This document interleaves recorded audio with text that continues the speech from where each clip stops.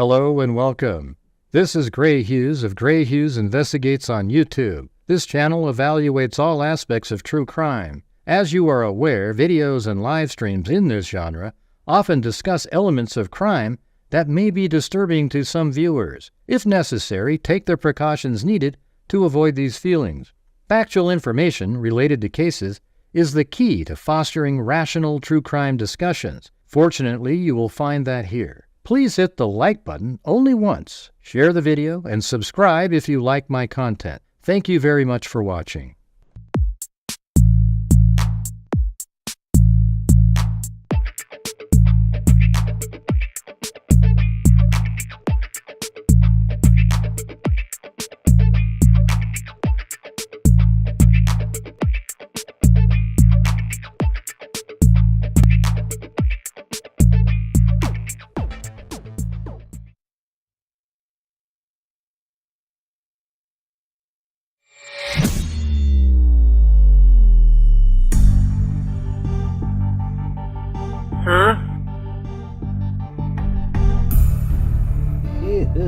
Oh, it's dark in here.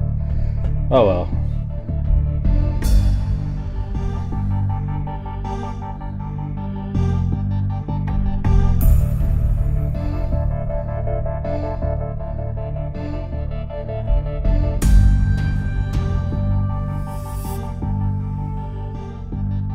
Now they're just sitting there together again.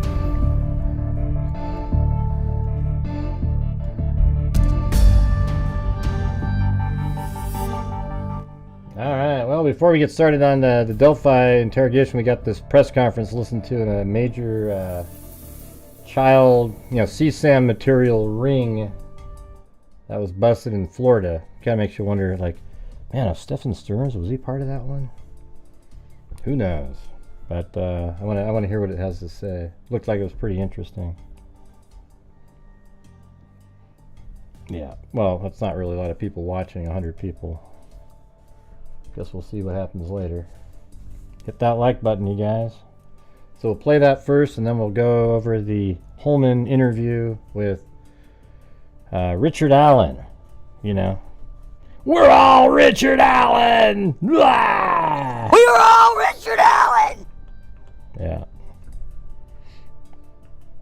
Stupid is being nice. You're an absolute moron.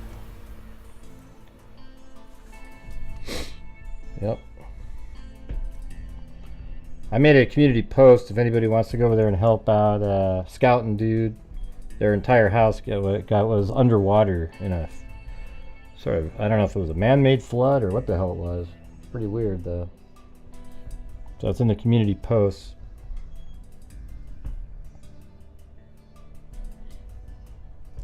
But as usual on this channel, if you're out there and you have the ability to, I sent in some money on that one too. He's always so generous, so I sent him a pretty good amount of money. So if you guys could go out there and help him as well, that'd be great. But on this show, as usual, if you guys have the ability to help support the channel while we're watching and doing these, going over the interrogation, etc., I would appreciate it. There's no hearing or anything today, so the video I made earlier seems like it did okay. It's not great, but still I need the support from the freaks, and if not, that's okay too. There's like a community of people out there that every time I do a show, they don't ever mention that I literally say, if you can't afford it, don't help support the channel, and if you can, that'd be great. They go out there and they just troll people, and the worst part is they literally stalk our shows and then try to communicate with people in here that are the bigger supporters of my channel. They try to get a hold of them and convince them not to help support my channel. That's how sick these people are. Okay? So eventually my channel might get to a point where we can never donate again to anything, and I guess that's better, right? So in the last 5 years, I guarantee you the same amount of money wouldn't have been donated. But they always think that that's a crappy, oh, that's shitty, Gray. You're just, the thing is if I didn't ask for anything, I'd probably make the same amount of money that I take home It's like when I do I ask for, there's a certain amount that I have to take home just to make it worth doing YouTube, right?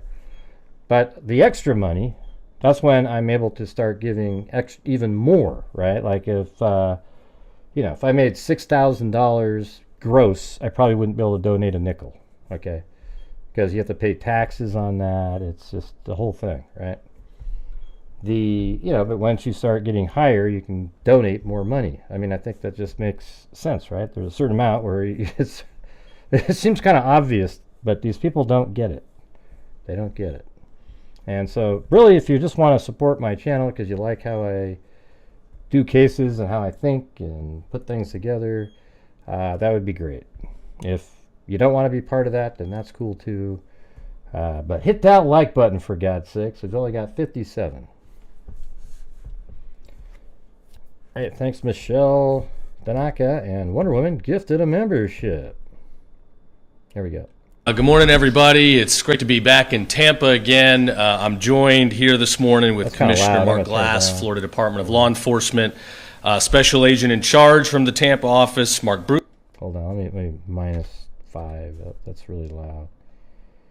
Brutinal, and Special Counsel from our Office of Statewide Prosecution, Rita Peters.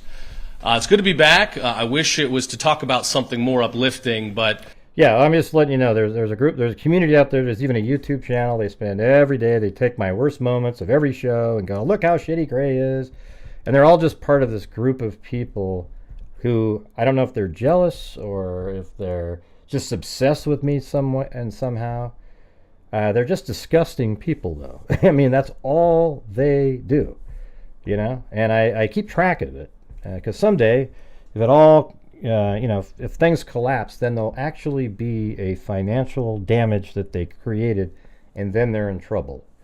Okay, it'll be provable. I've actually seen it. I've already documented there's people that they contact and go, oh, hey, that Gray guy, you shouldn't support him. Look at this, look at this. And they're just sick people. Okay, these other YouTube channels who make way more than I do don't donate a nickel to anybody. Okay. I mean, it's just amazing. And the only way I can is if I'm asking nightly, hey, everybody, if you can help support the channel, because that allows, more people to go, oh, yeah, I can help out tonight. Now, I don't know if it makes people uncomfortable. Do people hate it when I say, hey, everybody, can you help support the channel? I don't say, hey, you can't watch anymore if you don't support the channel. It's crazy. Some nights I might not be able to keep going if it's just dead as a doornail because I could go work on a video or something.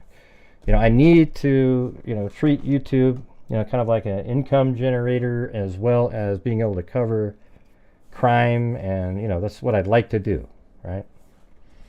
I'm just commenting to somebody else above there. Sorry. But just don't worry about it. I'm just letting you know. So if you ever get contacted by these people, just send me an email of what they said, okay? I'll keep track of it. Thanks. Good morning, everybody. It's great to be back in Tampa again. I'm joined here this morning with Commissioner Mark Glass, Florida Department of Law Enforcement, Special Agent in Charge from the Tampa office, Mark Brutinal, and Special Counsel from our Office of Statewide Prosecution, Rita Peters. It's good to be back. I wish it was to talk about something more uplifting, but we do have a big announcement this morning that we are busting an international child pornography ring. We will be bringing charges against 8 individuals this morning, 7 of whom are Florida residents. As a dad of 3 little ones, it's tough to talk about some of this stuff, but what these guys were doing was truly heinous. There's not a word in the English dictionary that can describe the gross content that was on the videos. Our investigators have been able to get their hands on over 1 million videos showing sexual abuse on minors. Many of these individuals were babies that are being sold around the world. That's the Jesus. 2023 National Center for Missing and Exploited Children reports over 36 million. And by the way, trolls, with your help, we'll donate no more money to Nick Meck. We've given Nick Meck over $20,000. How about this, you guys? How about tonight? If you guys help support the channel, and if we get up to 300, I'll donate $500, which means I'll lose $300 myself. Okay? Would you guys be into that? I'll donate $500 to the National Center for Missing and Exploited Children if we get to 300. Instances of suspected child sexual exploitation and over 100 million files related to child sex abuse material. And that's only what's getting reported. This continues to be a problem in our country, in our state.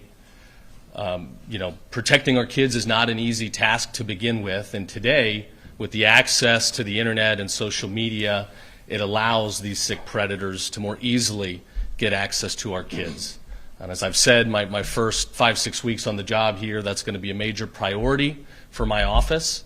The individuals that are being busted today that purchased this harmful content, many of them found it through TikTok. It was available online. They found access to a portal where they could purchase this dangerous material.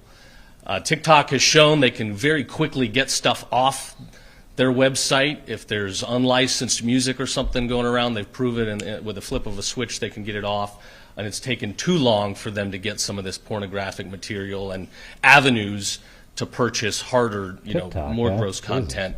We've got to get them to be more accountable. So we will be working on that. We are going to hold social media companies accountable that want to put our families and our kids in jeopardy.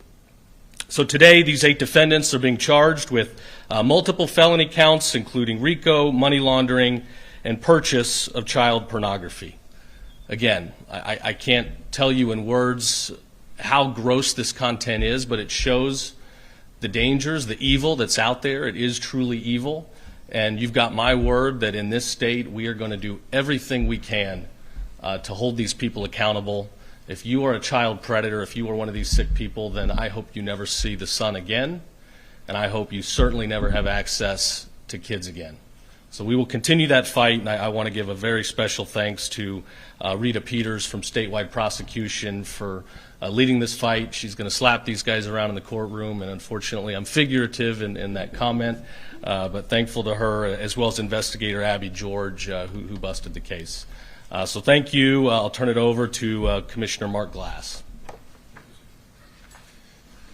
Thank you, General. Appreciate it. I'm not sure if you guys heard what I said, but if we reach $300, which isn't really high, I'll donate $500 directly to the National Center for Missing and Exploited Children. This is like early in the month.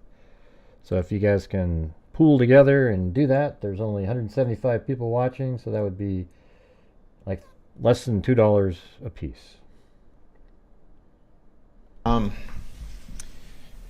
I just want to say, first and foremost, General Uthmeyer has stepped in and stepping up and stepping out. He is really allowing us to just move forward on these types of cases, these long-term cases, and continue on to get these evil, sick people behind bars. I want you to just take a look at that board over here with these folks. And it is just evil. The faces you see there are faces of evil. Well, pan it over. Let's see.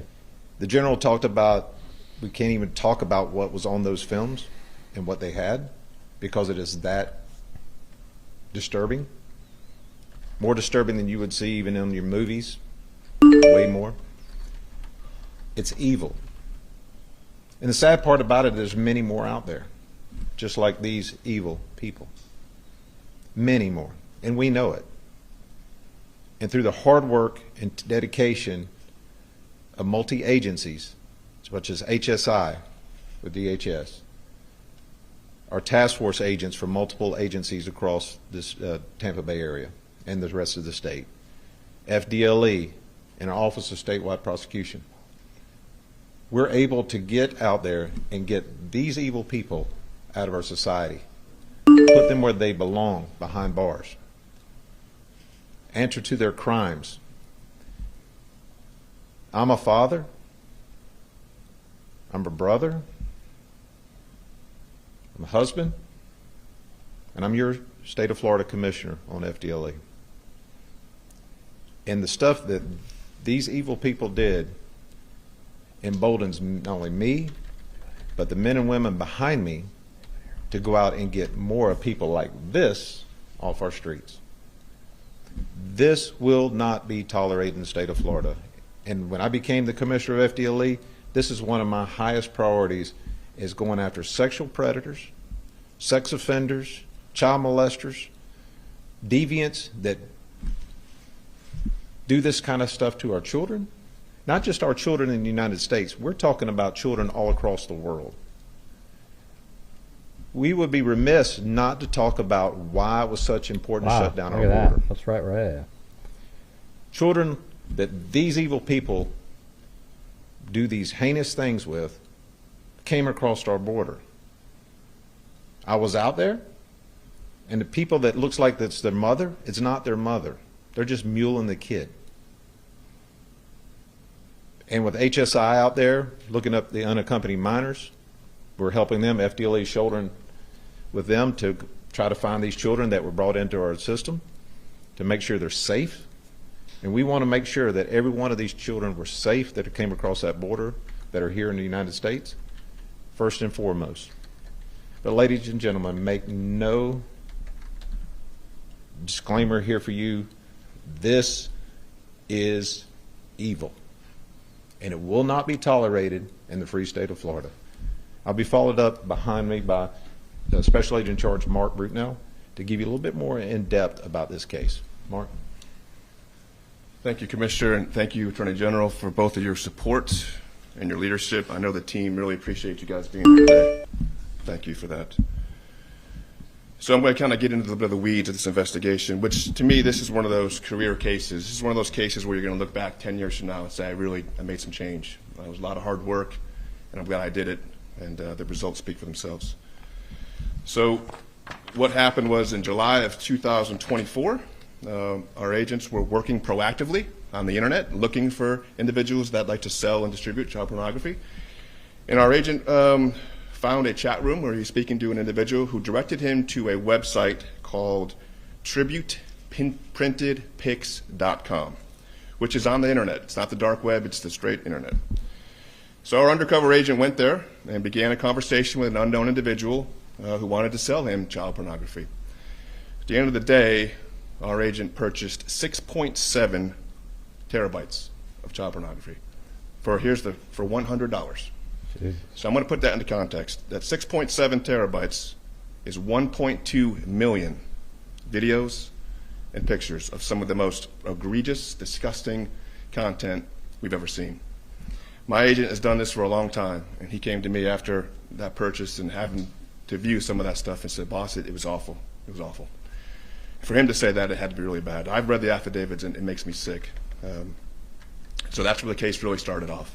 So within a week after that, working with our Attorney General's office, FDLE and the Attorney General's office, we executed a seizure warrant on that website, tributeprintedpics.com, and we shut it down.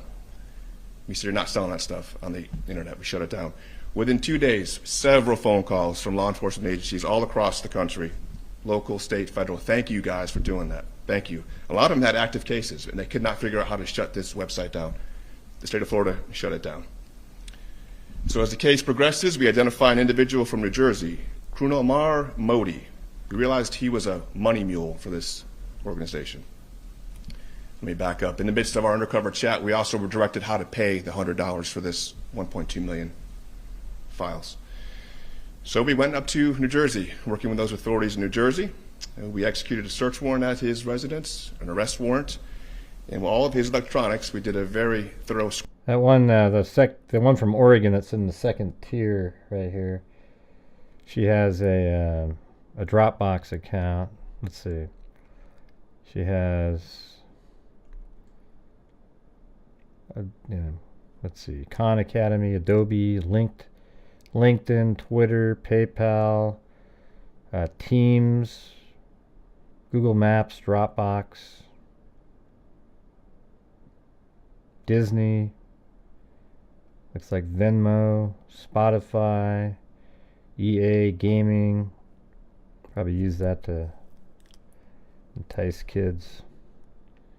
Pinterest, Facebook. Where's her Facebook?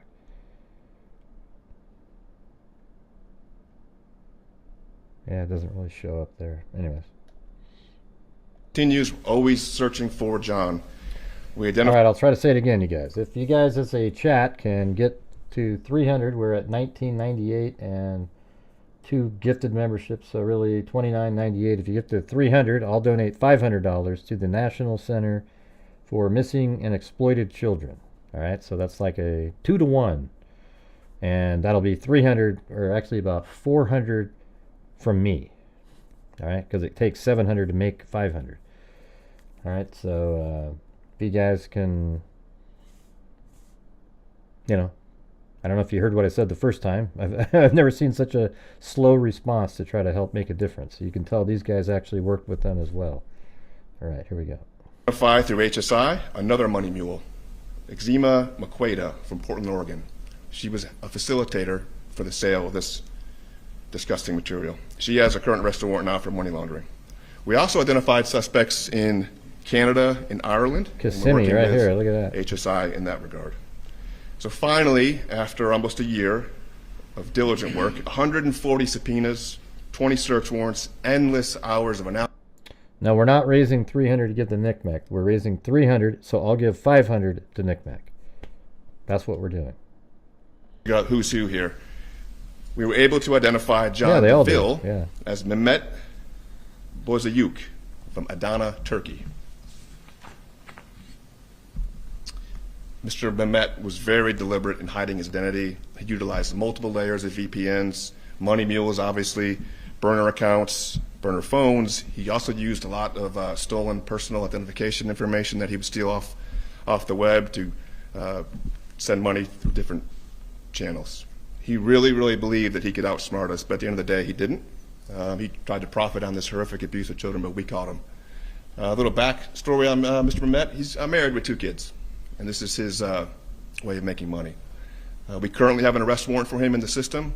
We are talking with HSI, our partners at HSI, to try to get him extradited to Florida, and always hope we work can with pull it police. off, because he will be held accountable here in Florida, no doubt about it. An excellent case, the What is teamwork.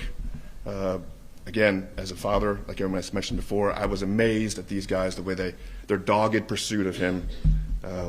Again, it's one of those cases where you're going to look back when you're over with this career and say, I made a difference. That's just one network. I'm sure there's several more out there that we are actively going to target as well. So with that, I'm going to bring up ASAC McCombs from HSI to talk about their role in this case. Thank you.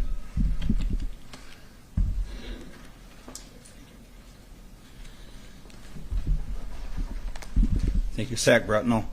It's a great honor to be here today to speak with you all on this case, and most importantly, our great collaboration with the state of Florida and its partners. No finer partners to have than partners at the state of Florida. FDLE is a tremendous, tremendous partner for us, and the citizens of Florida should be proud for the level of investigative effort that went into this investigation to keeping all of our families safe, to include my own. HSI has 90 offices in 56 countries all around the world. And It's just breaking news. They made a big bust in a child ring. I'm not sure why this is so confusing and so I don't know what's going on in the chat again. a number of them were utilized in this investigation to Has nothing to do with uncover Delphi. this network.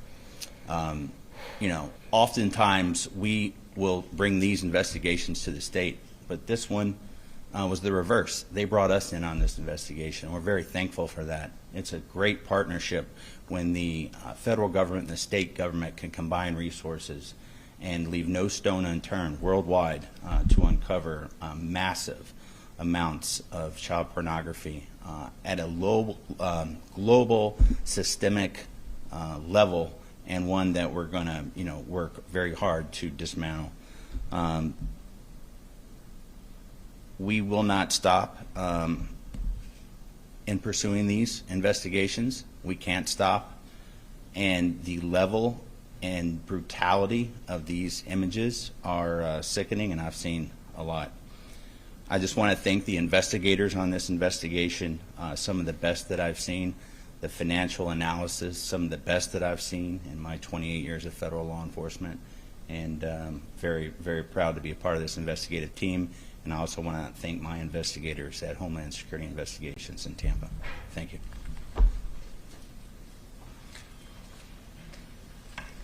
Good morning. By way of reintroduction, excuse me, my name is Rita Peters, and I have the pleasure of serving under as Attorney General James Uthmeyer at the Office of Statewide Prosecution.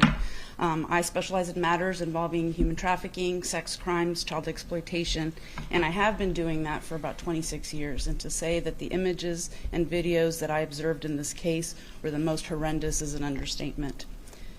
In July 2024, the Florida Department of Law Enforcement contacted me to assist in an investigation regarding a sale of images of child exploitation, child sexual abuse material. We learned that for $100, they were able to obtain links that led them to over 1 million videos of children involved in some of the most heinous types of sexual brutality that I have ever seen. Brutality that involved infants, necrophilia, brutal sexual battery, and molestation. These horrific pictures and videos capture real, identifiable children whose names are in the National Center for Missing and Exploited Children. These children have been identified series within that directory. They are victims of human trafficking. They're also victims of sexual battery. And I don't think you could watch a million videos in your life. And these kids are from the United States. We began by sending subpoenas to multiple companies to start the paper trail and see where we were going. That was followed up with search warrants to various financial entities, as well as online communication applications. And then we kept following that paper trail until we finally learned the identity of our main distributor, Mehmet from Turkey. Through our past investigative experiences and information that we were able to obtain in the early stages of our investigation, we determined that the vehicle that was used by Mehmet was tributeprintedpics.com. And very quickly, we shut that down. We seized that website, and FDLE was able to shut it down. And as you've heard, multiple agencies, we actually heard from global agencies, England as well, that they thanked us for shutting that website down because it had been such a source of a problem. Through the following steps, we isolated the individuals that you see on that board who took part in not only the distribution by Mr. Mehmet, but also the purchase of all of these images. It is because of that desire to see children being brutally raped, the demand for that this was possible. In addition, we learned that Mr. Boziuk Mehmet also employed identification from other individuals stolen on the dark web to use their financial resources or their financial accounts to obtain funds from buyers to also sell this child pornography. We spoke to 2 of those individuals who had no idea that their financial accounts had been utilized for that purpose, one of whom was in Canada that broke down. He filtered money through these accounts just so that he can enrich himself through the sale of child pornography. These individuals have all been charged in Hillsborough County Court. Krunal Kumar Narashabi Modi from New Jersey is facing a 65-year sentence for RICO, or racketeering, conspiracy to racketeer, and money laundering. Frankie Pinero Jr., who also faced child pornography charges in the 9th Judicial Circuit, is charged with conspiracy to commit RICO, purchase of child pornography, and use of a two-way communication device to commit a felony, 40 years, Florida State Prison. And a side note, Mr. Pinero was charged by our Office of Statewide Prosecution through the Orlando Bureau with the additional child pornography that we obtained off of the electronic items, and he has pled and received a 35-year sentence on that one. So it is just a matter of days before we have him in our jurisdiction. We have Brett Ryan Moore, also charged with conspiracy to commit RICO, purchase of child pornography, and use of a two-way communication device. Again, 40-year sentence. Israel Cole Thompson, conspiracy to commit RICO, purchase of child pornography, and use of a two-way communication device, 40 years. Brett Allen Snodderly, similarly, 40 years. Jacob Ross Conley, 40 years. Cody Vance Jordan Muti, 40 years. Michael Warren, 40 years. And then ultimately we will have Mehmet and also Jimena from Oregon. They will be charged. Mr. Mehmet Boziuk will have a whole host of charges, and his exposure will be well over 400 years in Florida State Prison. It was a pleasure to do this investigation. This was, hands down, just good old-fashioned police work. and that's what it was. It was a partnership. We made ourselves available at all hours, every day, as did every other agency, because it was about saving those children and making sure that we would take this element off of the street. And we look forward to prosecuting these individuals. We look forward to bringing Mr. Boziuk back from Turkey so that he can be answerable to our courts and receive the sentence that he so richly deserves. Thank you. Thank you, Rita. Parents and families at home can rest assured knowing Rita's here fighting the fight and keeping our kids safe. With that, we'll open it up if there's any questions. Do you have Mr. Boziuk in custody in Turkey, or is he currently at large, and is there an avenue to extradite him here? He is not currently in custody. We are working to get him. We'd like to extradite him over here and hold him accountable here, if at all possible. So we'll be working hard on that. Will the government of Turkey cooperate? I think some conversations have begun, but I can't really share much more than that unless somebody else has something to add. No. So the low-level offenders, we typically see a lot of arrests. Our sheriff judge has had a lot of success in that. But this, seems to stretch a lot further, and you've gotten into the upper echelons of this horrific network. Can you talk about how meaningful that is to you? Yeah, cases like this are tough. Look, there's tons of these sick guys out there. There are, and you can stumble upon a guy purchasing something here, there, and then you got kind of the tough decision. You want to get these perverts off the street right away, but you also can see, well, there's more to be had here. So is there more than what's on this board? Possibly, but we're at a point now where we've cracked the large international nature of this ring. Where we got to get these people in and hold them accountable. We'll keep looking. We'll keep investigating on the peripheries here, see who else might fall under our authority. But you've hit on the tough spot. How hard do you keep investigating versus getting dangerous people off the streets? And we were at a point here where we felt like we had to bust these guys. We'll keep working on it, but I think we've learned a lot through this investigation that's going to help us as we try to expose and prosecute the larger international efforts here that harm kids. We've heard a couple of, you mentioned it was a career case or one that you never forget. Is that because it went international, because of the amount of images or videos of what was on it? Like, what kind of made it one that stands out from all the others? I think you hit on both of it. The international element, the fact that you had this guy in Turkey working with a couple people over here to disseminate this largely, and then the volume was tremendous, and then the content. These kids in the videos are being abused again and again, and then to have this content sold and distributed where that victimization continues to occur every single day, just made this a mammoth case of evil. And for our investigator to stumble upon it and to be able to bust it is very meaningful for the state, for the country, really for the world. And would you mind? Yeah, come on. If I could just add one thing to your question there. I think a couple of things make this the career case. To me, the saturation of this stuff on the internet is very concerning. $100 got you 1.2 million videos. That's a big issue, a bigger issue, obviously. But as we targeted our Florida folks, make no mistake, we have a bunch of evidence of individuals around the country, and those leads are going out to other law enforcement agencies across the country. We just focused on Florida first, but the Met had a large-scale international and national network, and we have those folks identified, and those leads are going out. Make no mistake, there'll be more arrests off this. This case is tip of the iceberg. I ask you about the children, because obviously you have facial recognition software, I'm sure you supply. Yes.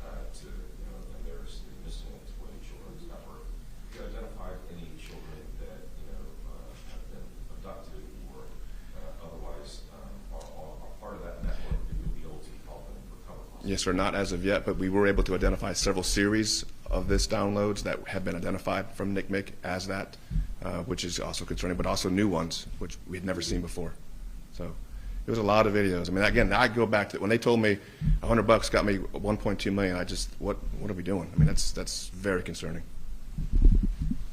Are you guys able to walk us through sort of the spider web? Is that the hierarchy of power of this ring, or is that sort of like your steps, or just sort of what are we looking at on that? That is just the depths at which Mehmet covered his tracks. Those are the ways he tried to stay away from his business by using burner phones, burner accounts, stealing involve people's identification and using them as money mules, unbeknownst to them. As Rita said, we spoke to an individual in Canada who had no idea that this guy was using his stuff to facilitate his international child pornography ring.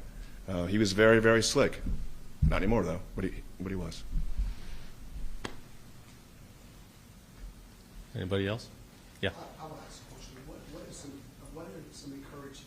things that you can encourage families and parents to prevent or to keep their children perhaps away from getting caught up in this kind of web? Sure.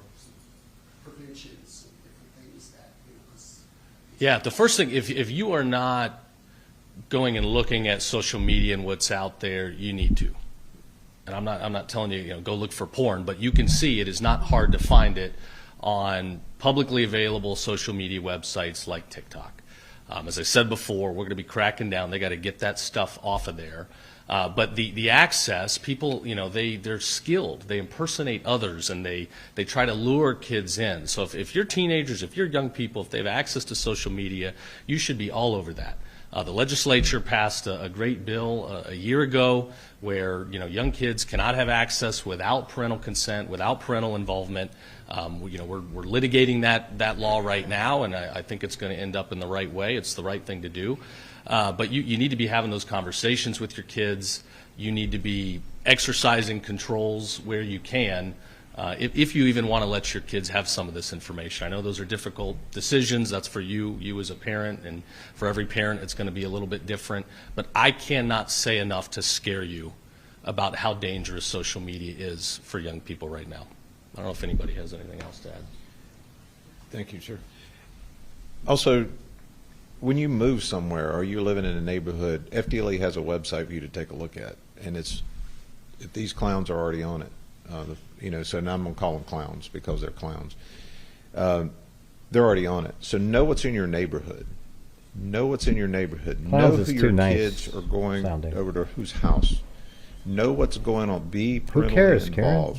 Do not let the government. She's trying to promote a shit channel. Don't worry about it. Because the government cannot parent your kids. We can uphold the law, pursue the law, and protect you in that manner. But you as a parent have to be involved with your children at all costs. This is also solid in knowing who's coming in your home, whether it be contractual services, whether you have maids, whether you have you got some work done on your house. Know who you're contracting with. And then we have many websites within the state of Florida, from everything from seeing if it's a reputable company. We already doing you can check the reputable company and knowing who's coming to your house. But I don't know why you were asking, but I already said it was a crap channel in the comments. What's their name? You can go online and check it yourself. I recommend a lot of people do that. A lot of people don't do that because they're afraid they'll offend somebody. Trust me, go ahead and offend them. Because if they're offended, then there's a problem. Because if I had a business and you were checking to see what contractors coming in my house, I'm going to say, yeah, it's John Q. Smith, it's Joe Citizen, that's who's coming here, and and we do background checks in our systems and everything too. Please do yours too. If you see anything, please let us know, because then I would get you off my rolls as an employee. If you're a reputable company, you will do that. If you're not, you're just going to go grab anybody that's there.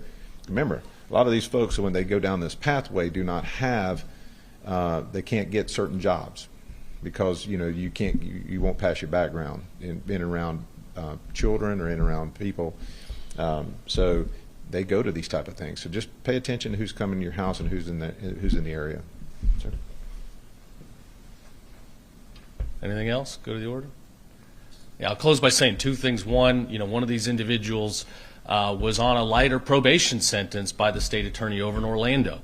Just another example of the dangers that can be out there when you have people that want to go soft on crime.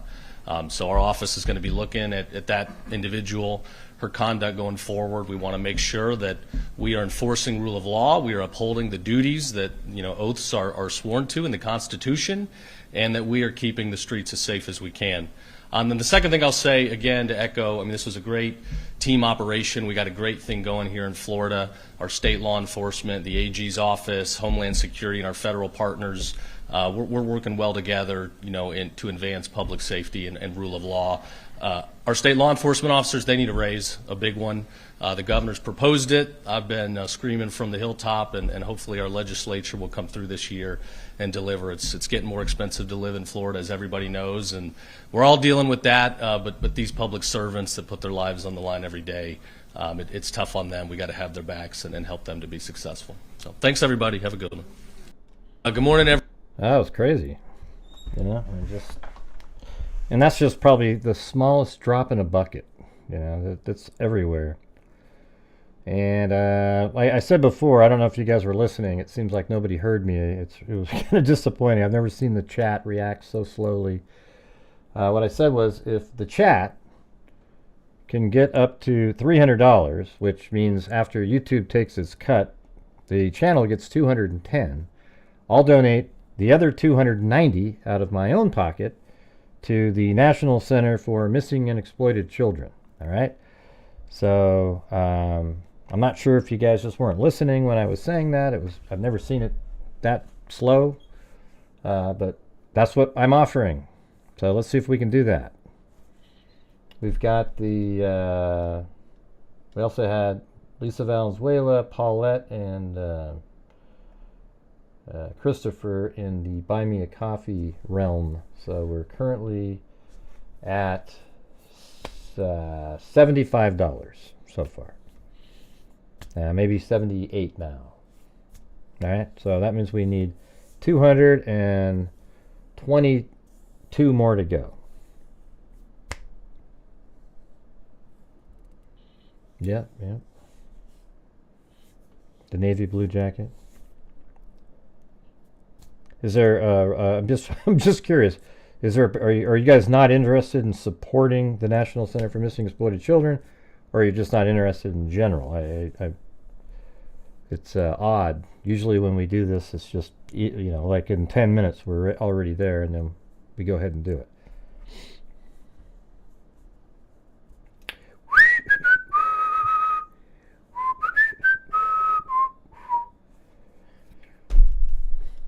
Let's see.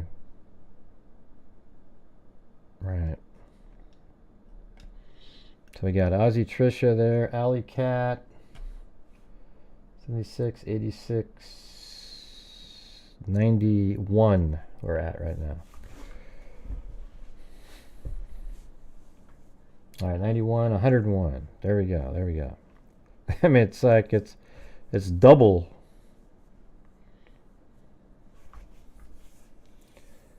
Or is it just bad? Man, I don't think so. Yeah, I don't think that every single person. I mean, everybody's affected by the economy, but I think you know. I mean, it's just weird. It's all just about enthusiasm for something. Because like yesterday, we did a show, and you know, it was an 8-hour show, but seems like the whole time it was pretty. You know, people were pretty enthusiastic about what we were covering. And the maximum number of people we had was like 800 watching, so it wasn't like it was dramatically greater. Hey, all right, Mrs. W. But I'll tell you what, so I can move on to the next thing. I'm gonna trust in you guys. I'm just gonna do it right now, okay? Because I don't want to just sit here and keep waiting like it's donation night or something. It's just I thought I would try something to try to make it happen. Yeah, I mean, I know some of you you're affected by the economy. You know, that's true. Everybody's affected by it, but some people, it makes it so it's hard to afford anything. And I get it. And I don't want any of you sending in anything to the channel. We don't need to hear it either. You know, you just don't do it. I wasn't looking at you specifically or anything. All right, here is here's Knickknack right here. If it's on the screen, I'm going to send in the 500 right there. I will just do it. We don't need to dedicate it. Okay, I got to fill all this out, so hold on.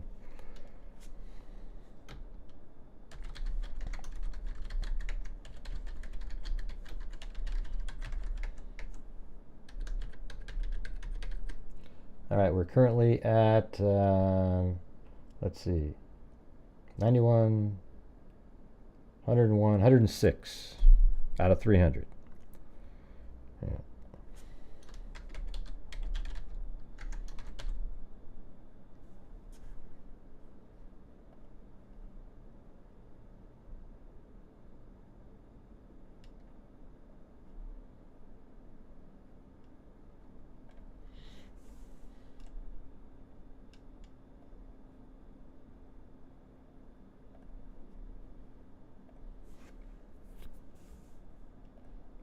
All right, let's see.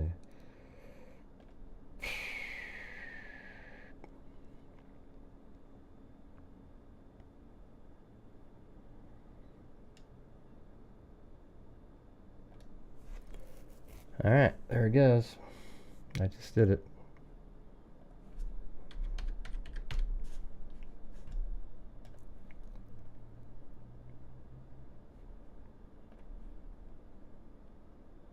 Or now it is. It's clicking away, and there it is. The 500 one-time National Center for Missing and Exploited Children. And then if I go over to my email, thanks everybody.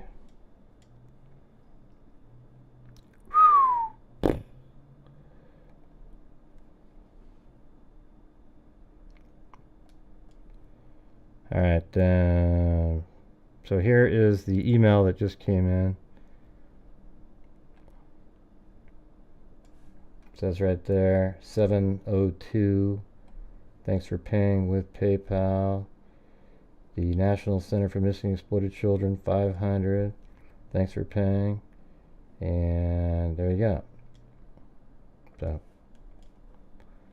got it.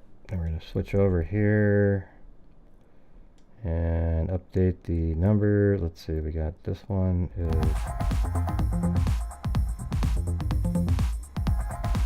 239.11. One of these times I just gotta make a random donation to get rid of that 11. It drives me nuts. Okay, then this year we are at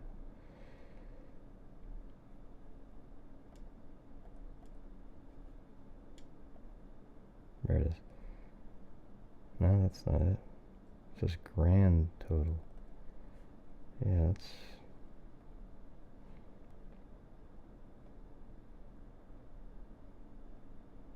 that's at the top. That's right. All right, 10,000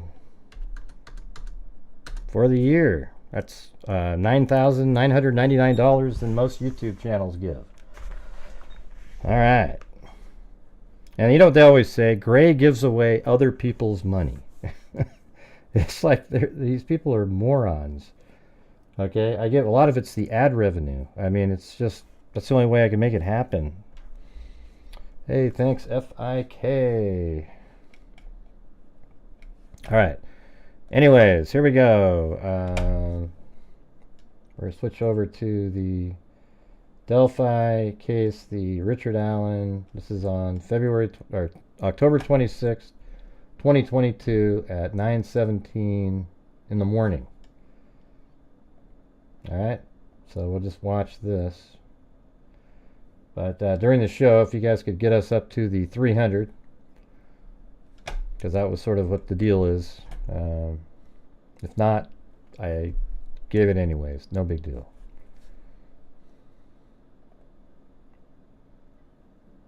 What are you referring to, VCA? Nobody knows what you're talking about. Can you explain it for us all? We're all confused. Type it in. Go ahead. What is it? Go ahead.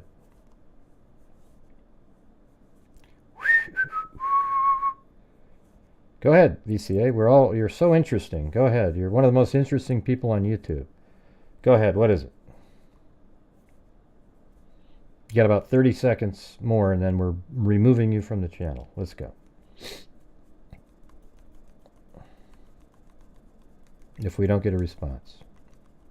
Nobody knows what you're talking about. All right. Anyways, here we go. Which means absolutely nothing to you. This is a property record and receipt. So I guess the part where they walk in, that's missing. There's a whole bunch of, you can see the errors, like all of a sudden the video just shows up somewhere else, sometimes. Which means absolutely nothing to you. This is a property record and receipt. So this, it's going to read kind of funny, but you'll see. So we seal everything. So sealed paperback containing 1 pair of dirty Thorgood boots, size 7.5 mins. And then on down. So we took the clothing that you had mentioned that you possibly could have been wearing the day you're on the bridge. Yeah, it's weird. And then we also He's like just sort of agreeing with that part. took some knives. Okay. We took your car, and then we also took a weapon, a SIG. We've gone over that. You must not have been watching this case, RM Bills. But yeah, it came from, let's see. A lady named Kathy Shank was reorganizing all of the tips that came in back when he actually went into the police station and he said, yeah, I was there, and I passed 3 girls, and he didn't say what he was wearing or anything, but he said he went to the bridge, etc. And then, 5 years later, in like September of 2022, Kathy Shank was looking at the, just reorganizing all of the tip information and came across a tip narrative from a conservation officer, Dan Doolin. And in that tip narrative, it mentioned, it said Richard Allen Whiteman. Okay, but it's Richard Allen who lives on Whiteman Drive. So the trolls actually believe that there's another person named Richard Allen Whiteman, and they got it wrong. It's just, these people are, lunatics. All right. Hey, thanks, Rebecca Medley. So, anyways, the Kathy Shank realized the significance of it because she's aware of the tips and thought, wow, I remember the one with the 3 girls saying they passed a person.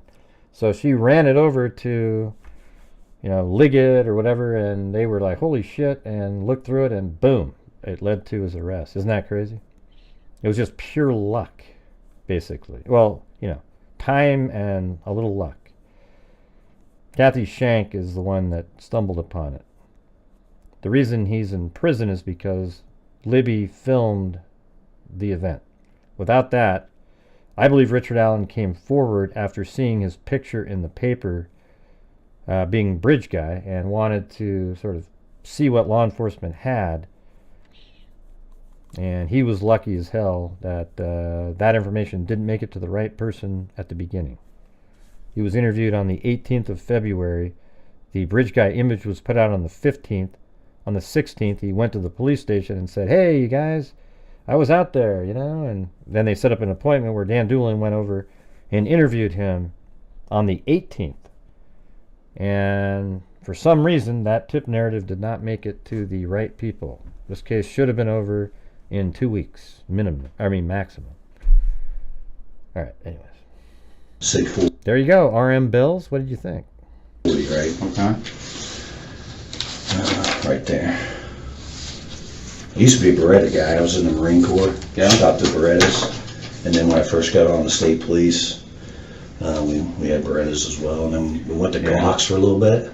Sure. And then we went to SIGs. I was trying to think of what we even had. I think the Berettas were probably coming out before I got out. Because they used to have the old 45s. Beretta?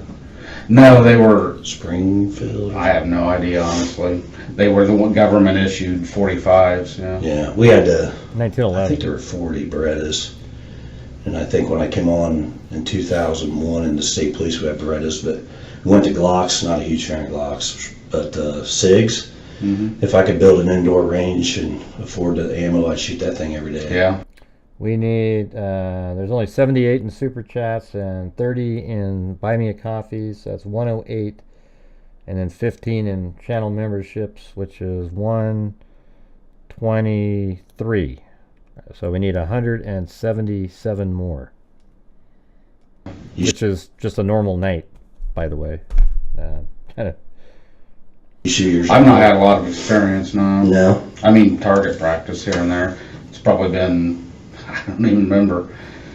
I haven't shot them in a long time, I know that. Do they have like Thank an you, indoor range Jeffrey in and Delphi? Rebecca. No, not that I know of.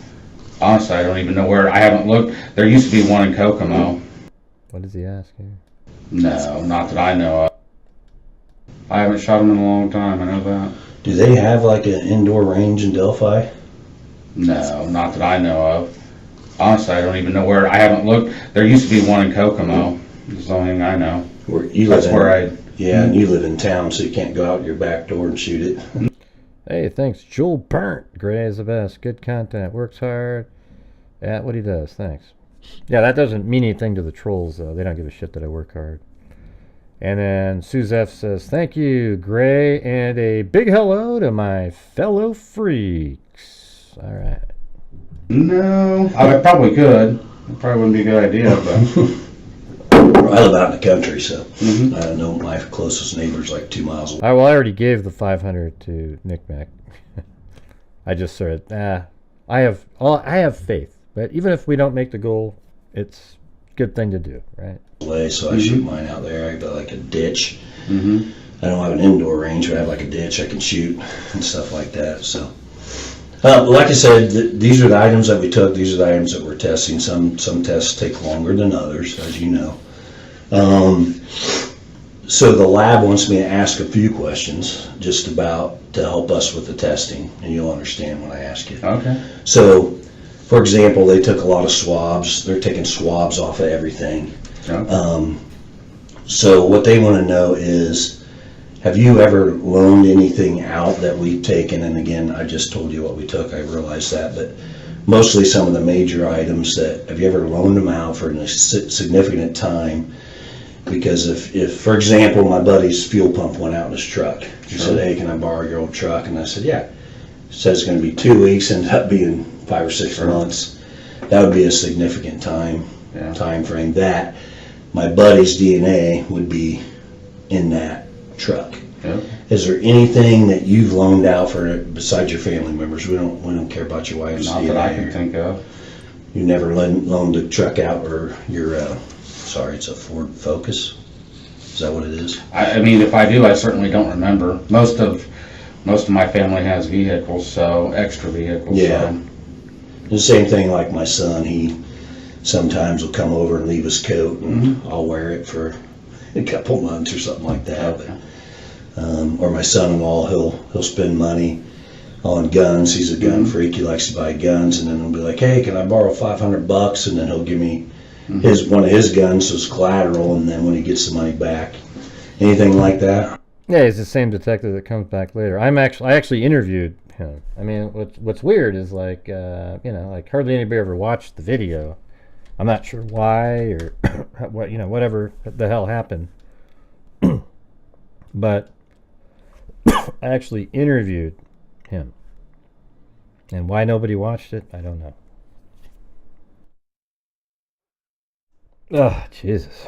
Got like allergies. Where is it? Let's see.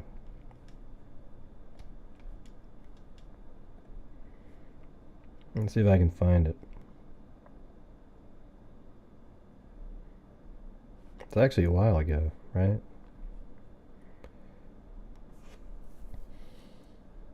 Yeah, right here, look.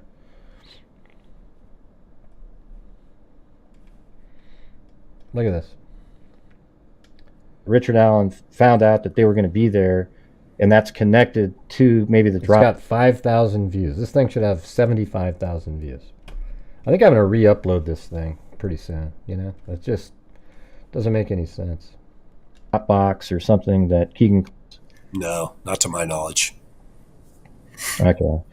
I asked some pretty interesting, he said some interesting things. Like he even said that they believe the girls were out there because of the Anthony Shots profile. Hey, thanks, Lizzie Robb. All right. I'm going to re-upload that. There's no way in hell that should only have 5,000 views. That you know of? Okay. So, I'll let the lab know that. That's one of the big things. And then, like I said, some of the tests are already back. I do want to talk to you about one of the tests that we got the results back.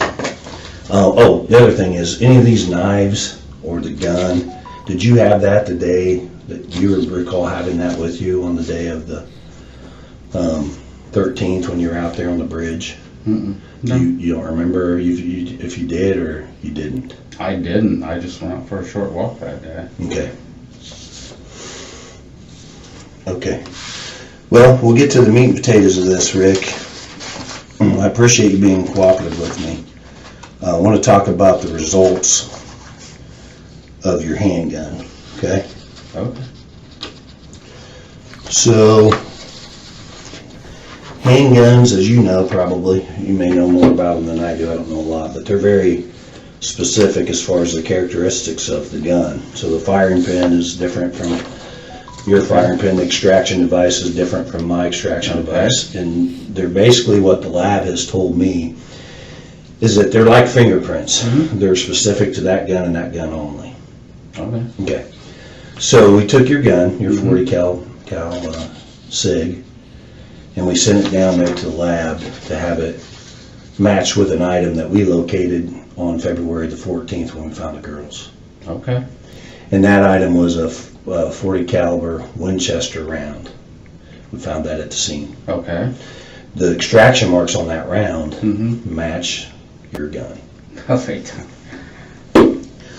So this is okay. Just hear me out. I'm just trying. I am. So this is the round. Okay. Those are the extraction marks. That's the best picture of them. There's actually 3 of them. That's the same round that we found. Okay. And like I said, the methodology that they use is scientific, and they were telling me, and this is the report. You can read it if you wish. I don't need to read it. Okay. Well, I'm just. I mean, it's a scientific report, but it wasn't as, crystal clear. Obviously, you just tell them some things. But it wasn't as crystal clear. I mean, it takes interpretation, etc. Hey, thanks, Kami. Just trying to help you. Let me tell you something. The prosecutor and the other investigators, they want to see you lock you up, throw away the key. I don't think you're ridiculous. Listen. I think he acted pretty normal for somebody being accused. That's what I think it would be. He is the killer, but I think he did better than way like a tremendous number of people when they act when they're guilty.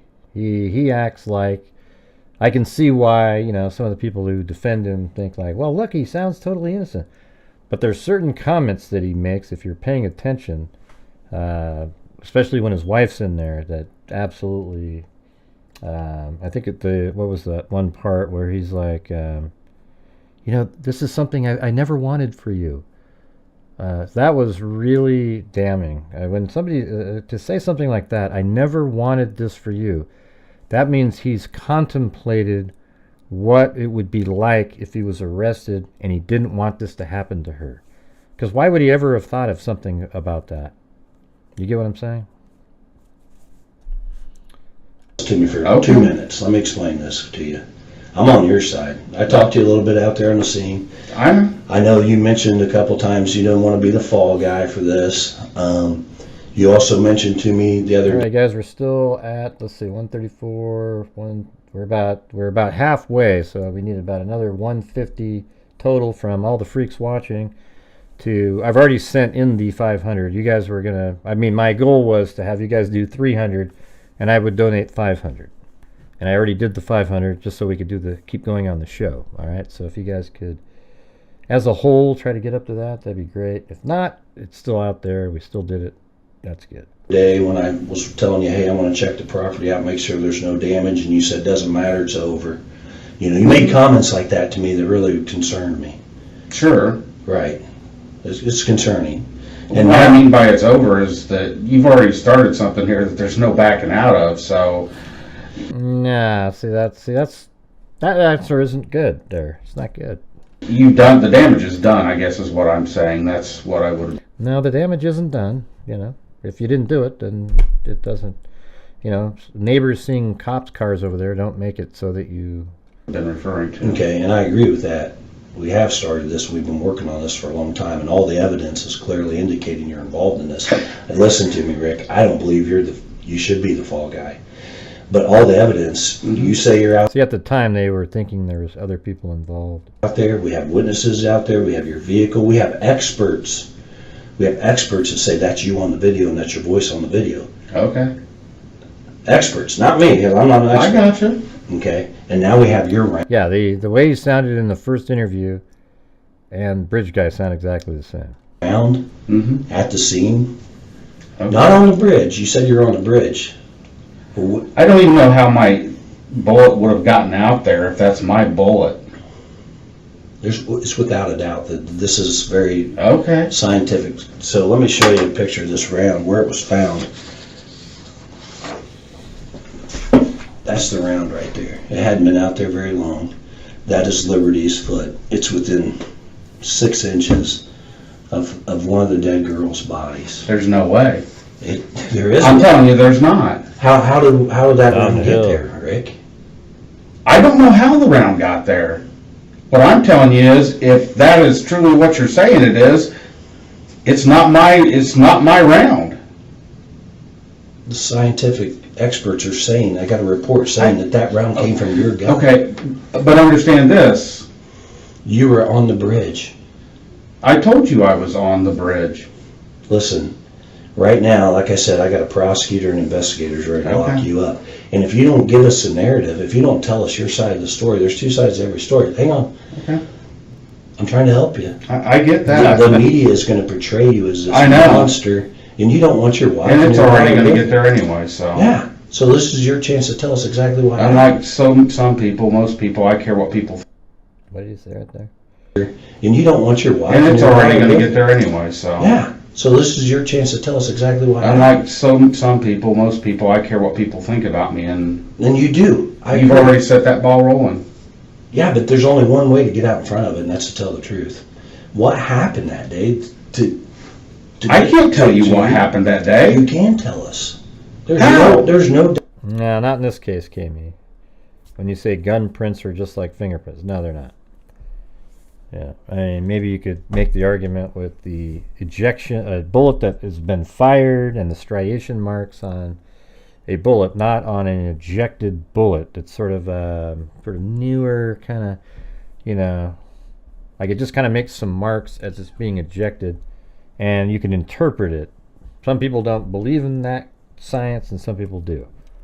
So I wouldn't. It's not as strong as a bullet that's fired that goes through the rifle, the barrel, and has a little rifling, and there's specific marks, and each gun can be, that one you can identify what gun it came out of. The ballistics. This is sort of not that common, so that's why it doesn't even matter. Like I don't know if you guys remember, but whenever I would tell you and go through the steps, it would always be that Richard Allen is Bridge Guy every single time. He's Bridge Guy, okay? And I would forget to mention the bullet and even Sarah Carbaugh like every single time, because it doesn't matter.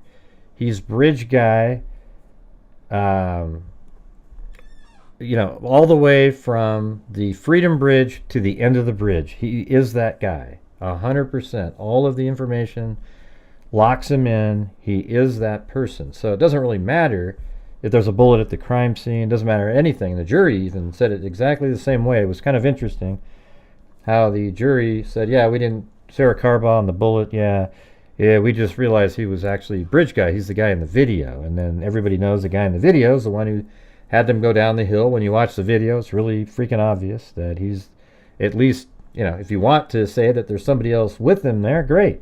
He just needs to name that person, but he is there. He's part of the killings, and if he ever wants to mention somebody else, great. That'd be awesome to get somebody else off the street that was there. I mean, I still think that there's a possibility that the Keegan Kline, Anthony Schatz profile is something that Richard Allen got information from somehow that law enforcement was unable to track. And that's how he knew Abby and Libby were going to be there. And the reason I think that is because what are the odds that a random killer would be at the trails at the same time that Abby and Libby were there to meet a catfishing account? That's a little strange, isn't it? And Holman said that that's what they think, that they were out there, is to meet the profile, the Anthony Schaaf's profile, right? Doubt in my mind that the evidence clearly indicates that you're involved in this. Are you the mastermind behind this? I don't know. Mastermind, okay. Did somebody else set this up? I don't know, Rick. I want to know. And only you know. The truth will set you free. That's it. Yeah, the truth word right there when he goes, mastermind. Okay, that's kind of how you would act if you just totally felt like, oh, what the hell are you talking about? Truth will protect you from the... Well, that's what I would have thought. Well, tell the truth. Tell me how this round got next to one of our girls, in between both girls. I don't know. You do know. And if you don't tell me, you're going down for this. Well, okay. I'm serious. This isn't a joking matter. I'm not joking. Do you realize what you've done to me?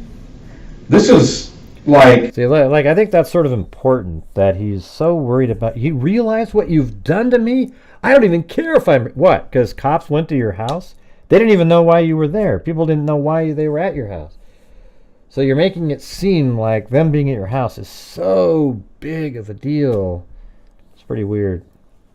Hey, thanks, Leon Littlejohn.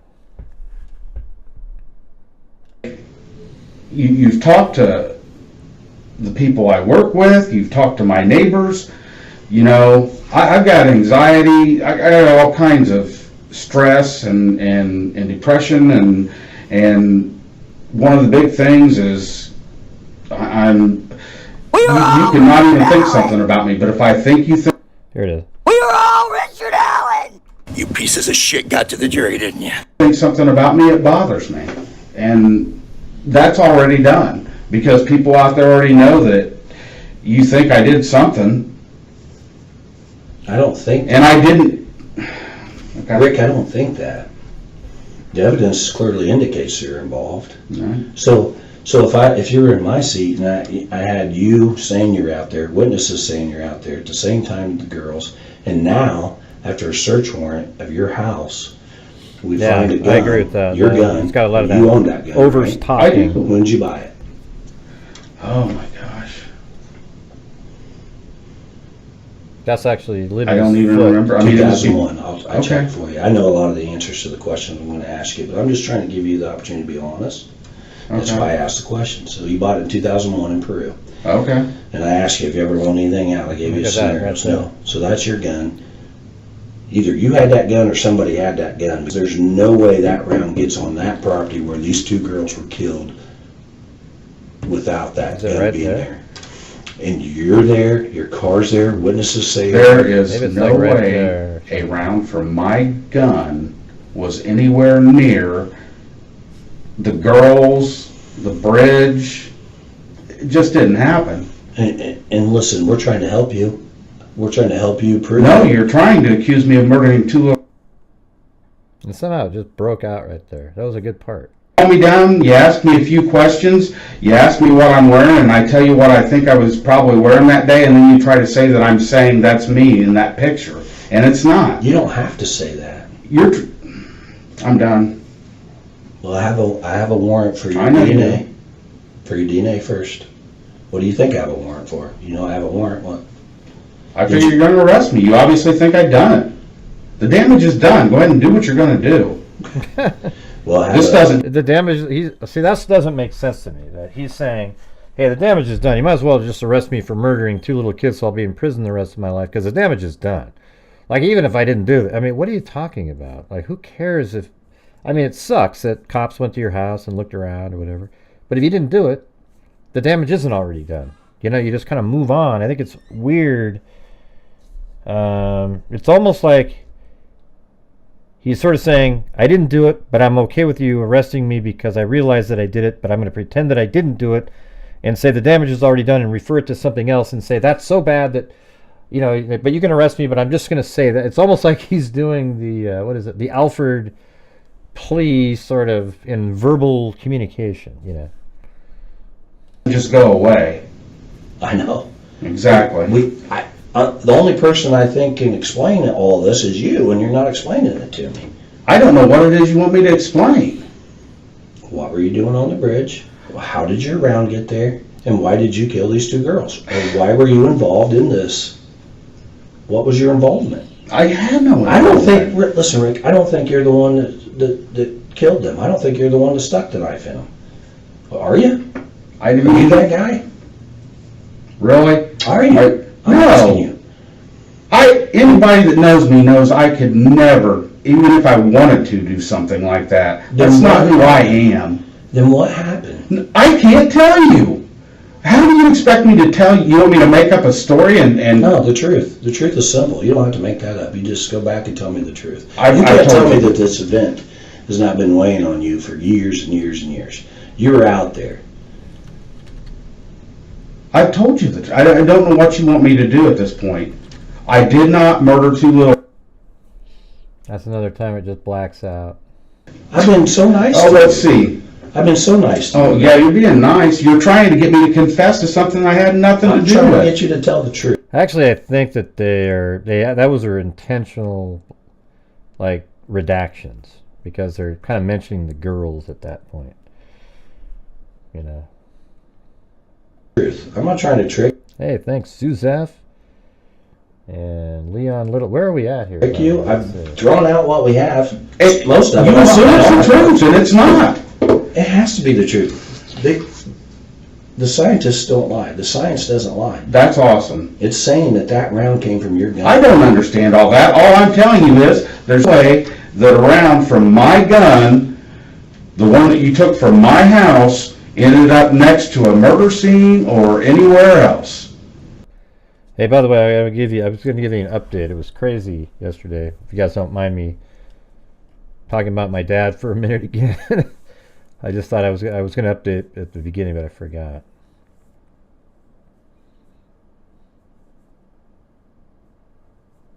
Yeah, he stayed because he wanted to see what they had.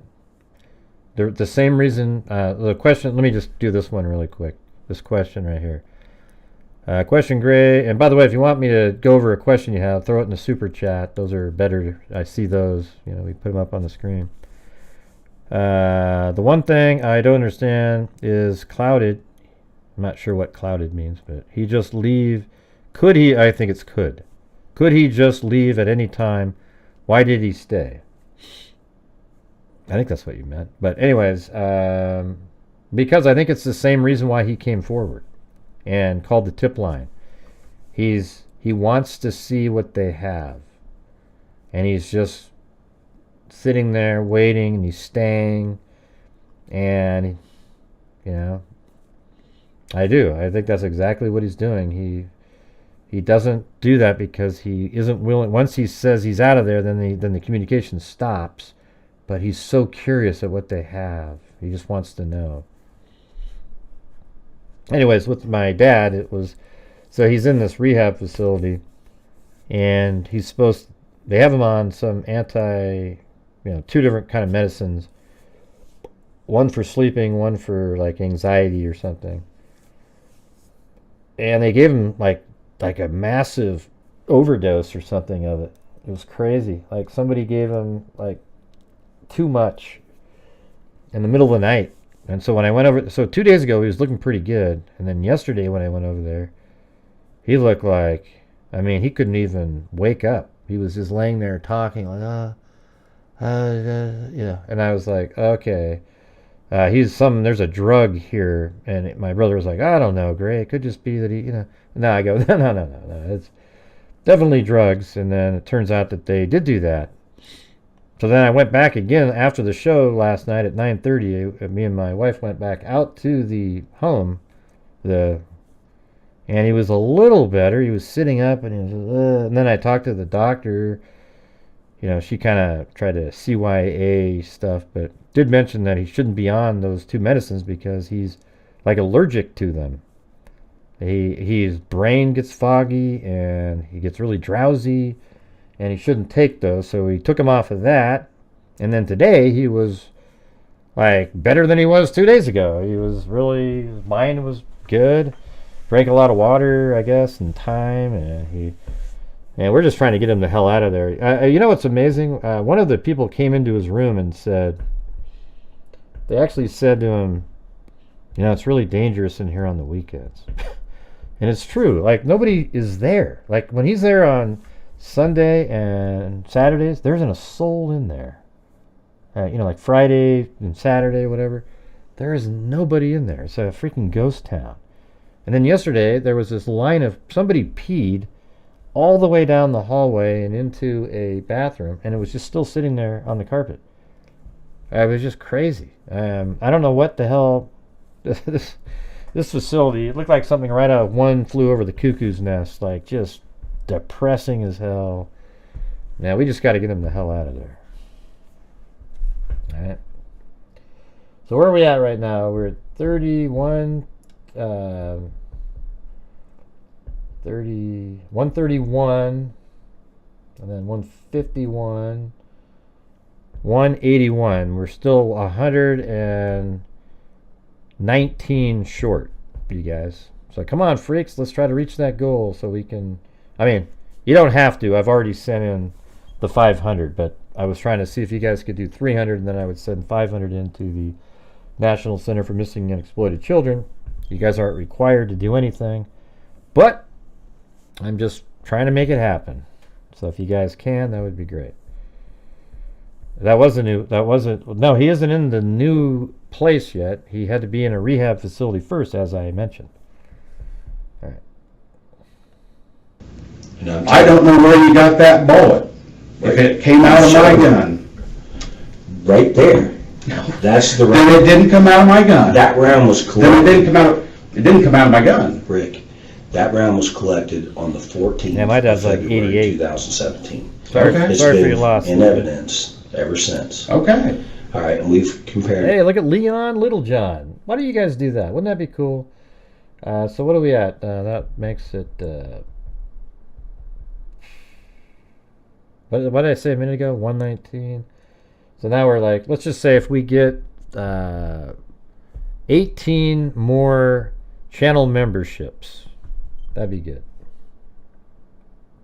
Other weapons to that. I understand what you're saying, but I can't explain it. I'm just telling you that if that was next to a murder site or anywhere near it, it didn't come out of my gun. Right there. And I don't know where you would have got one that did come out of my gun. Right there. It was there. It was found. Okay. And I don't think you realize the severity of this. You realize the death penalty is on the table for this? You know what? I don't really care about living at this point. I've dealt with not wanting to live for 7. I don't want to live anymore because I just don't care, man. I mean, after you guys went to my house, I don't want to live anymore. Oh, really? So you're willing to go down for a double murder just because you just don't want to fight it because you're already devastated because the cops went to your house?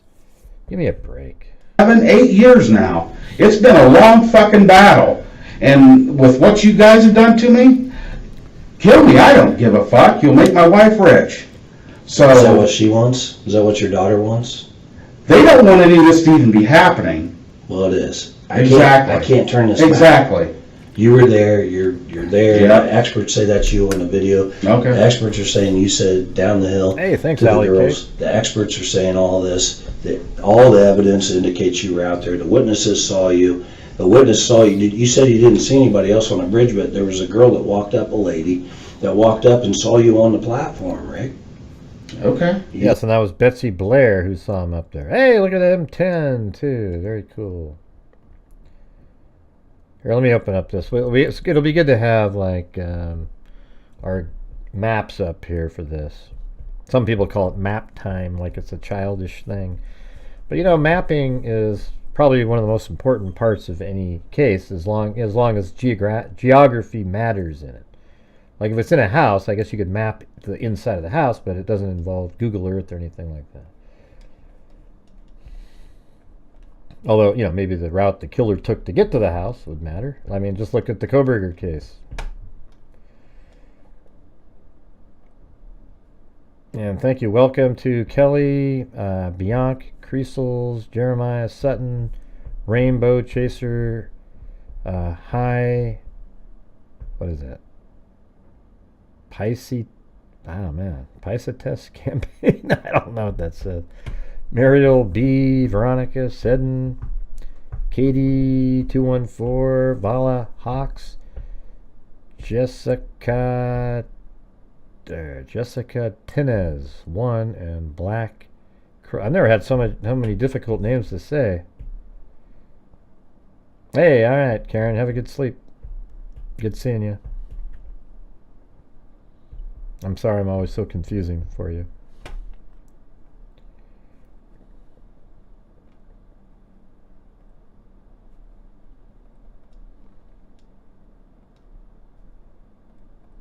That's the one right there. Okay.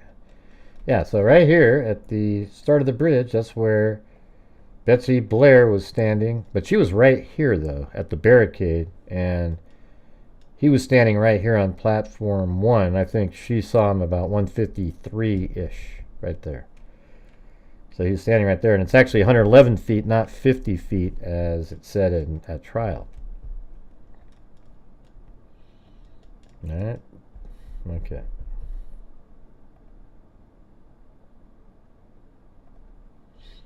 You didn't see her, and then right after that, these two girls that end up dead, minutes later, walk by her, and she looks back and sees them passing you? You're the last person to have contact with Abby and Libby? Your weapon, your gun out of your weapon is... I've never contacted Abby and Libby. I've never even met them. That day? Why? Who I didn't! That's all I want to know, is the truth. You're not willing to... I told you the truth. Do what you need to do. Okay. Well, let me get I have the warrant here for... See, I guess that's the thing. It's like, why would he say, I've told you the truth. Do what you need to do, man. Because at that point, if you really were innocent, your first instinct would be, listen, this is complete crap. I have nothing to do with it. Let me get an attorney. That's what anybody would say. He keeps wanting to ask his wife, but... So when he says, hey, I'll get my wife, he even tells his wife, get an attorney, you can get right out of here. So that means he knows about that, but he's intentionally not trying to get out of there because he wants to know what they have. For your DNA, and then let me step out and see. So hey, you guys, 8 more channel memberships, and we got there. And they'll come in and swab you with it. That's fine. Well, I'm trying to help you, but... All right, I think they got the warrant, so hang on one second.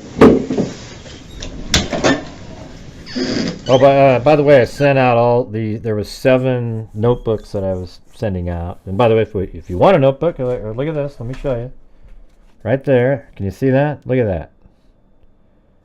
Some of them have paws on them, some don't. So, you know, I have to just put them on there. But you get the notebook.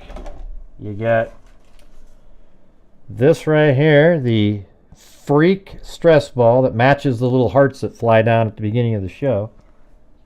And then you also get this GHI poker chip, and then a pen, a different pen. There's one that's already in the book, but you get a different pen. If you send 30 to my PayPal, I ship it off, all right? But I just sent those off today, all right? Hey, you got to sell on here, you guys, or things don't happen.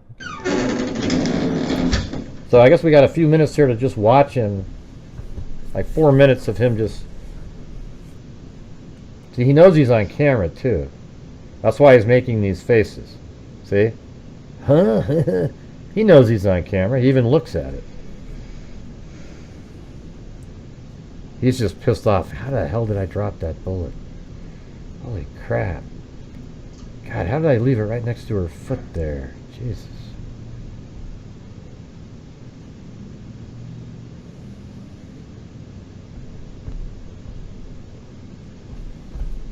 Yeah, it's got 80 pages in the notebook, too. It's pretty good. You know, it's not... See, it looks kind of like that inside there. You know, a whole bunch of pages. It's, you know... I don't know how to turn it, but it's like thick, like a whole bunch of pages in there. See? And then it has a strap that goes around it to keep it shut. Yeah, right there. 8 more memberships, you guys. 8 more memberships. We're at 20 right now. I need 28. Yeah, it is. It's good paper too. Got the logo, GHI.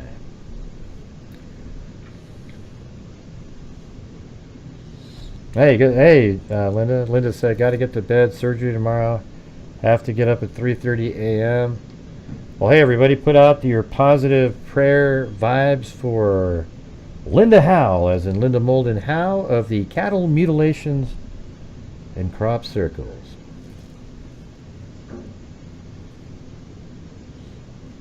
It's almost like when he's looking over there at that picture right there, he's feeling remorse, like he's sort of going, ah, jeez, I can't believe I did it.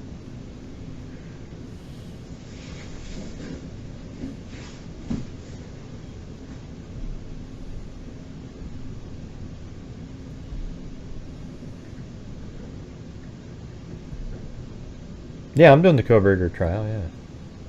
Why'd you ask that? I just did a whole hearing yesterday that took up 8 hours.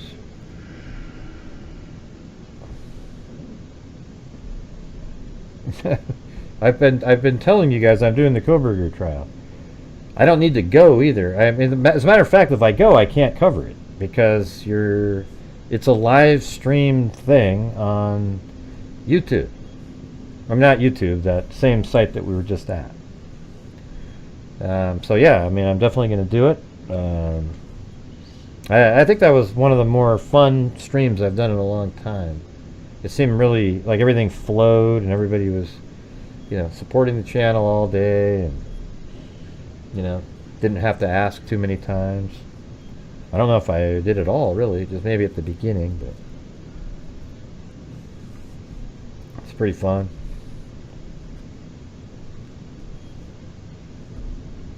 And plus, like, I mean, for me, it's what I'm really interested in it because I know it really well, and I've already built an entire 3D model of the house. Doesn't have all the furniture and everything, and I have a 360-degree video walking around. I was thinking of going back out there at some point because it's not even the trial's in Boise, Idaho, and this is in Moscow, Idaho, which is it's really far away. It's not anywhere near Boise. Alright, Rick, this is the warrant right now we have for to collect your DNA. Guido's going to do it. Okay. I have to read it to you. It's to law enforcement. See, he's like, okay. And I wonder why they collected his DNA. Because they knew that there wasn't any. There was like this little partial touch DNA that apparently they had on the shoulder of a shirt or something a long time ago. But, like that probably didn't even match him. That's just such a bad place, on a sweatshirt, touch DNA. Just reference DNA. See, touch DNA matters when it's collected in a important place. Like in an assault, if somebody's pants were pulled down, and you're able to find an unknown DNA source on the button of the pants when you're, on the button of the pants, because the person who assaulted them would have had to touch there. Or like on the belt of somebody, or if they can find DNA on, if the sweater was pulled up, usually it's pulled up over, near their head, something like that. That's what we hear in almost every case. So that would make a difference. But like the touch DNA on the stomach of a sweatshirt, yeah, that doesn't have the same, of course, if the DNA is of a suspect, then and there's other information that points to the suspect, then it becomes important. In the Koberger case, the DNA is on the knife sheath found on the bed of one of the victims. Like the weapon used to kill, the sheath had the DNA on it. Yes, that's important. Standard vehicle swap. You're hereby authorized and ordered in the name of the state. Oh, it's okay. Hey, look at. Nobody has to donate anything on this channel. I just ask for it. I try to get the donations in to support the channel, to allow me to do the shows, and it allows me, combining ad revenue and everything else at the end of the month for us to do all the great other charity work that we do as a channel. And that's what I do, And some people don't like it, that I ask for it. They think it's bad. Oh my God, it's bad. You know, I don't really know how else to make something happen. It's just some nights if you don't say anything at all. Some nights when you say stuff, we don't make the goals. And sometimes when you say stuff, we make the goals. I don't know, you know. I mean, if you could tell me a better way to do it, let me know. I don't know how to do it. So anyways, we need 8 more channel memberships or 8 $5 donations, whatever it is. Then we will reach the 300. And then I've already donated 500 at the beginning of the show to the National Center for Missing and Exploited Children, which is actually appropriate for the case that we're covering right now, too. DNA to take a DNA standard of Richard M. Allen. My buccal swab, so basically I'll just swab the inside of your cheek. Okay. Compare that to any DNA that we have. I don't know, Suzette, but there's whole communities of people that just hate my guts. Like there's a whole community where they sit around every day wringing their hands. They can't wait to keep talking about me. It's really, they should be embarrassed. They're really, it's insane. And they say the same thing over and over and over and over again. Okay. You are further ordered to any means necessary to seize Richard Allen and to take a buccal swab. You're being cooperative, so we don't have to worry about that. But if you weren't, we could get it any means necessary. To compare the evidence of the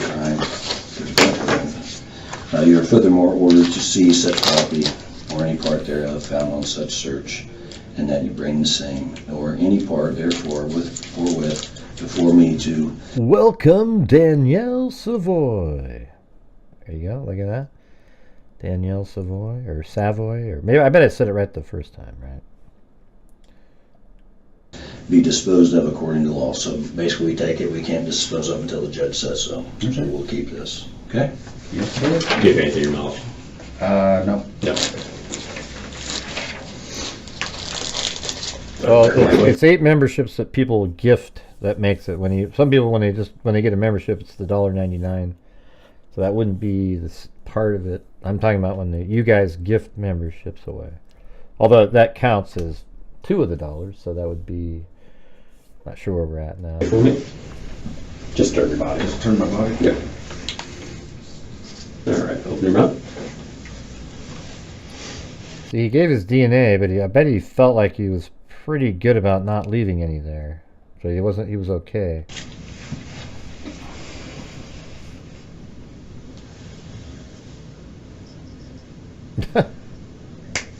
He's still sitting there. Hey, thanks, Suzette. Valley Time. Welcome, Daniel Savone. No, thank you. Other side. There's Thomasine.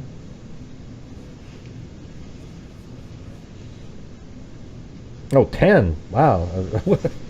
That was crazy. Look at Ozzy Trisha right there.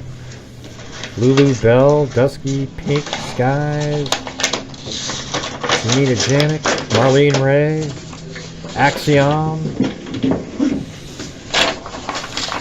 Nick Belgrave, Sherry, Peggy 126, Sugar Bear. You know, there's one person that's not here tonight that I haven't seen yet. I haven't seen GSU PM. Maybe she's out there doctoring somewhere as a doctor. I don't know. I think she's a doctor, right? I think people call her a doctor anyways.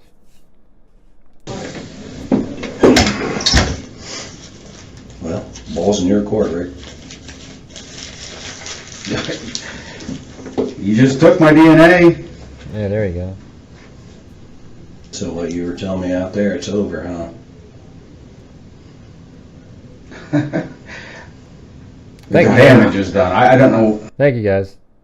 I appreciate it. I'm sorry that you think this is funny and you keep laughing. Maybe it's just a nervous laugh. I don't know, but I'm trying to help you. Yes.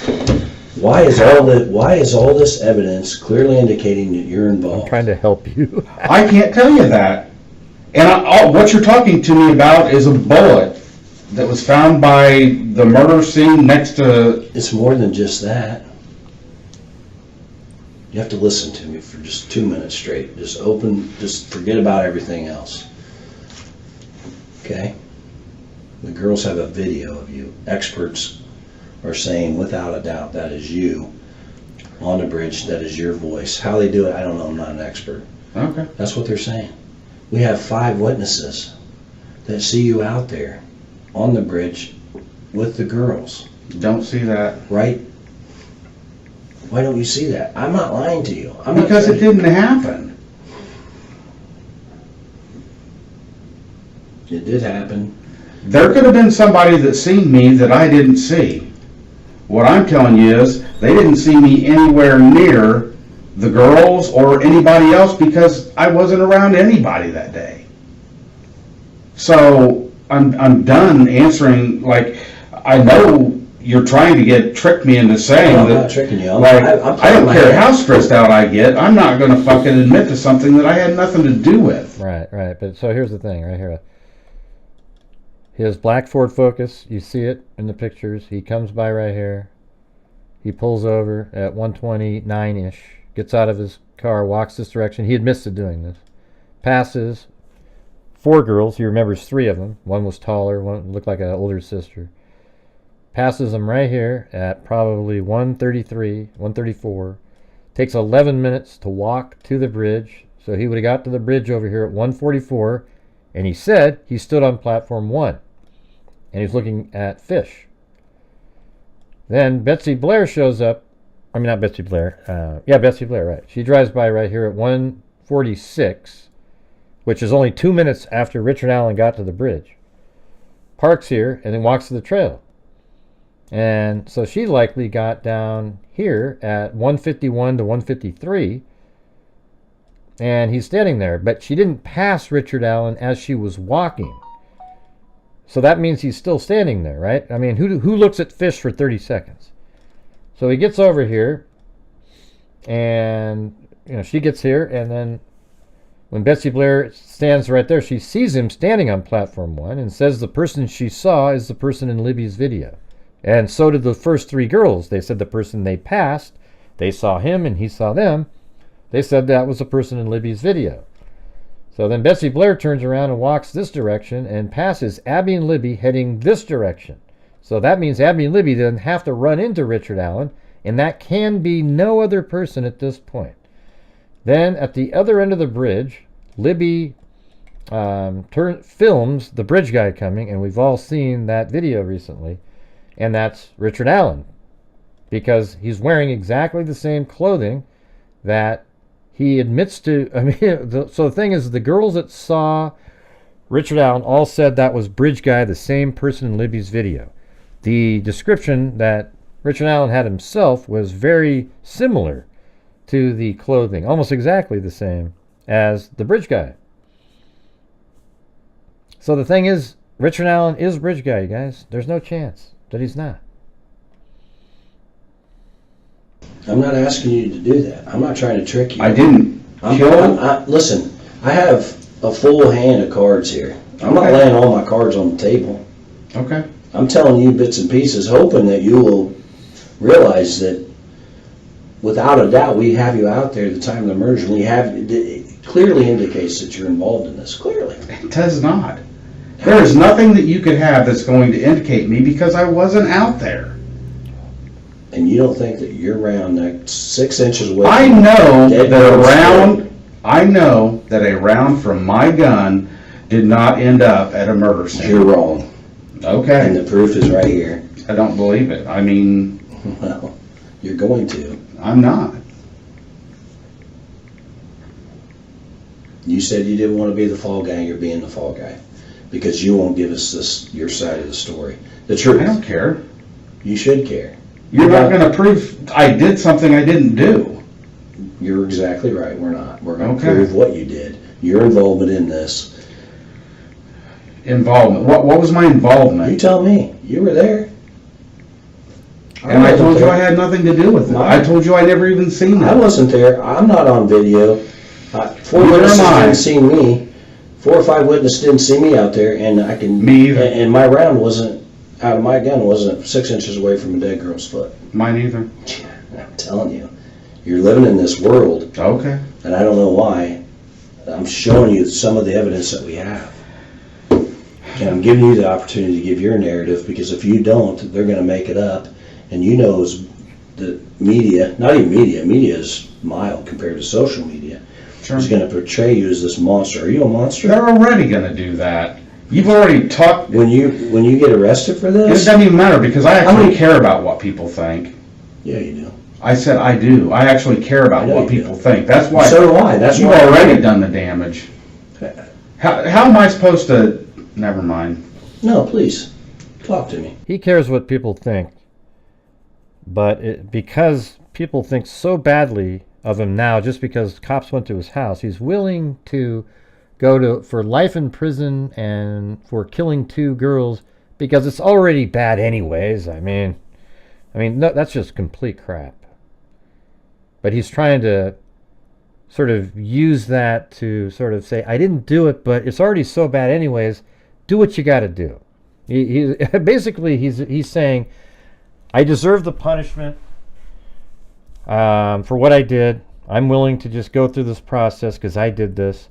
But I'm never going to admit to you, so I'm going to tell you that it's just everything's so bad anyways that I'm going to do this. Right? Doesn't that make the most sense right there? He knows that just like when he was in prison and he wanted to write those letters, he knows that he did it. You know, he wrote the letter and the confessions. He knows he did it.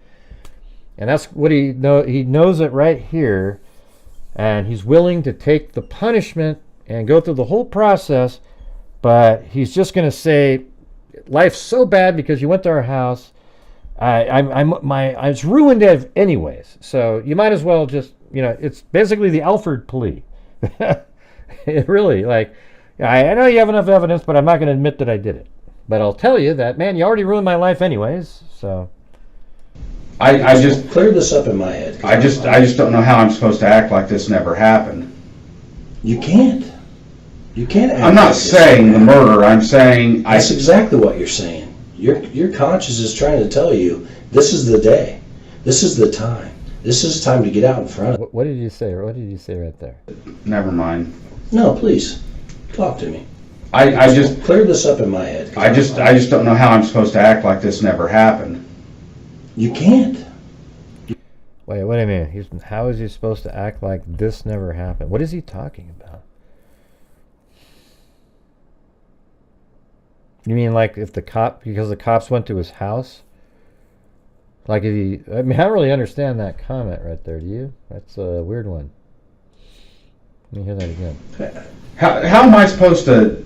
Never mind. No, please talk to me. I just cleared this up in my head. I just don't know how I'm supposed to act like this never happened. You can't. You can't act I'm not like this saying the murder. I'm saying that's exactly what you're saying.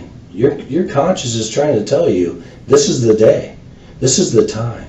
This is time to get out in front of this, Rick. I'm telling you though, he's like a combination of Brooke Houck and Nick Houck. Because it's like he sort of knows the tactics or something. But he, in the other interview, he acts like Brooke Houck, just casually talking about this, that, and the other thing. This one is more like Nick, right? Because Nick was under pressure that he knew something. And so now he's more like him. And he's acting like, what the hell are you talking about? Just exactly the same. Isn't that wild? So in these 2 interviews, he acts like Brooke Houck and then Nick Houck in the other one. You made a mistake. You got in the middle of this. You got in the middle of this. You cannot explain all the evidence away. And you're saying, that's not me. I'm just telling you what we have. Some of what we have. Okay. And we're still working on other things. Okay.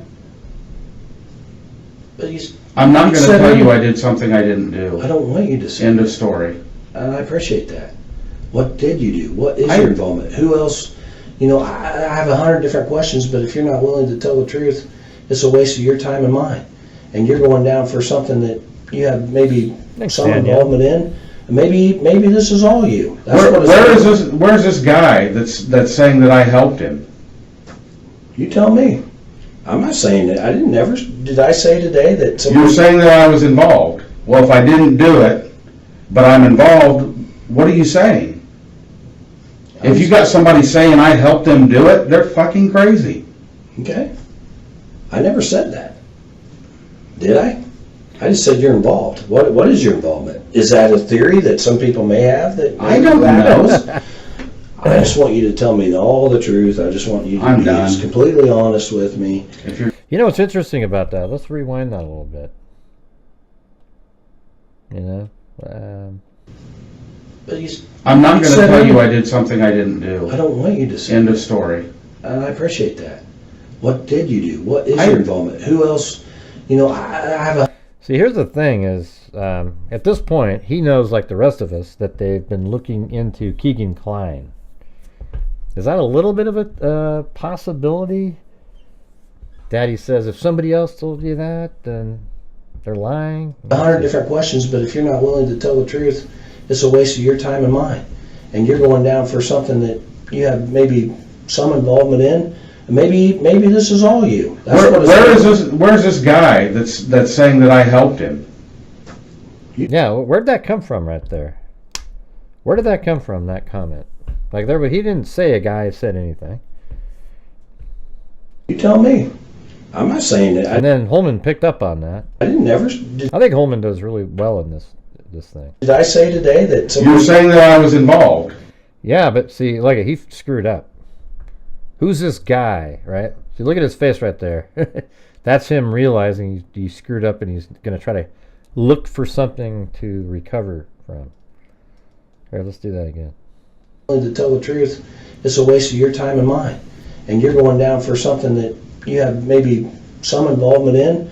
And maybe this is all you. Where's this guy that's saying that I helped him? Yeah, nobody said that. So you sort of wonder now, right? Nobody said that. You tell me. I'm not saying that. Did I say today that He didn't. You're saying that I was involved. Well, if I didn't do it, but I'm involved, what are you saying? See, that's wild. That's a weird one. Think about that for a second. Why did he say that? If you got somebody saying I helped them do it, he has never mentioned anything like that. They're fucking crazy. Okay. I never said that. Did I? I just said you're involved. What is your involvement? Is that a theory that some people may have? He didn't have a beard like that back then. Black Owl Art Company. And you can't see a long, flowing beard. You can see a grayed out goatee, which is exactly what he looked like back then. Yeah. That other thing that you're seeing, that white thing, that's not that. That's like a scarf or something else. I don't know. I just want you to tell me all the truth. I just want you to be just completely honest with me. If you're going to arrest me, arrest me. I'm not talking anymore. This is ridiculous. I just thought maybe you would appreciate my effort to help you. I mean, apparently you don't, because after today I can't help you. I understand that. You do understand that. I don't need your help. You need help. You don't think any of this is important? I think that nothing that you have is going to show me anywhere near the murder of 2 little girls. That's what I'm telling you. I'm telling you we do have that. You don't. It's not possible. It is possible. Whatever. Well, I apologize. I've already been dealing with bullshit, having to worry about what you've said to my neighbors, what you've said to the people I work with. That's more than I want to deal with. I don't know, I just kind of want to... That one part, is that right here? Involved. Well, if I didn't do it... Yeah, like this. Tell me. I'm not saying that. Did I say today? I gotta listen to that again. That's crazy. Maybe this is all you. Where's this guy that's saying that I helped him? So he was saying that, you know, maybe you're involved, like maybe there's other people, but he didn't mention anybody. And then he jumps out and says, who's this other person that says I'm involved? You tell me. I'm not saying that. Did I say today that You're saying that I was involved. Well, if I didn't do it, but I'm involved, what are you saying? If you got somebody saying I helped them do it, they're fucking crazy. Okay. I never said that. Did I? I just said you're involved. What is your involvement? Is that a theory that some people may have that I don't know. I just want you to tell me all the truth. I just want you to be done. completely honest Is that a theory that some people have? That's pretty good. with me. If you're gonna arrest me, arrest me. I'm not talking anymore. This is ridiculous. I just thought maybe you would appreciate my effort to help you. I mean, apparently you don't, because after today I can't help you. I understand that. You do understand that. Yeah, that's what I was saying. I said that a minute ago. That's what I said, Jessica Schubach, like 5 minutes ago. I said that maybe that's an indication that he's thinking of Keegan Kline, but he knows Keegan Kline wasn't there with him, so he throws it out there.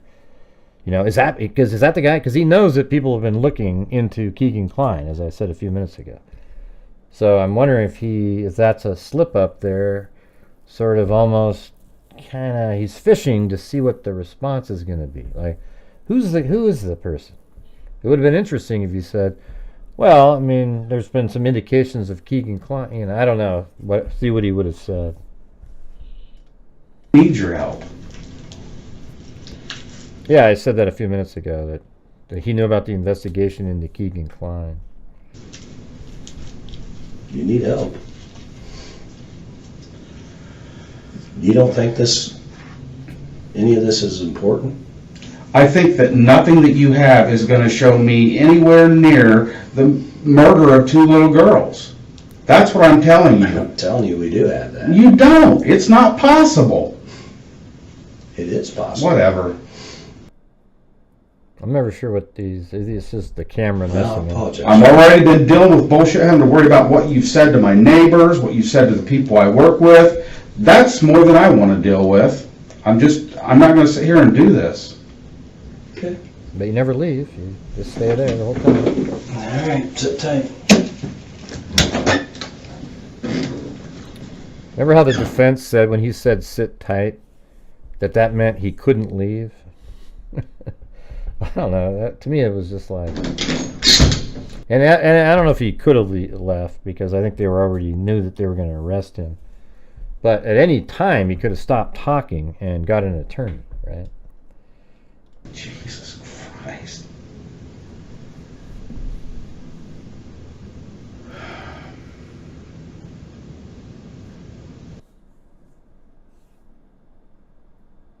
Story. I know I wasn't in there. Whatever, Jessica. You don't want to talk about that. Okay, what about any of it? Okay, what I failed to tell you too is the witnesses saw a gun in your pocket. No, they didn't. You're saying you didn't have a gun? I'm saying I did not have a gun. When you were out there. And you told me earlier no one borrowed that gun? I probably never would have let somebody borrow my gun. Probably wouldn't have, but I'm asking you, did you? No. Okay. And again, I tried to clarify this earlier. You and I both know I'm not a scientist, and you're not a scientist. But what the scientists are telling me is this extraction mark I know what you were saying. I was just goofing is around. like a fingerprint. It's unique to the gun. I told you that earlier. Do you understand that? It's not unique to that type of gun. It's unique to that specific. When you say it's crazy that he decided to do that day, why is that? What makes it any different than a different day? I don't get it. Gun, just like your fingerprint. If I have a fingerprint, unless you're talking about the Keegan Kline. So apparently, in the Holman interview that I did, he said that they think that the girls were out there to maybe meet up with the Anthony Schatz profile, and that was created by Keegan Kline, a child predator, a catfishing account. And then Richard Allen, when he goes there, he had his head down. It looked like he was on a mission or something.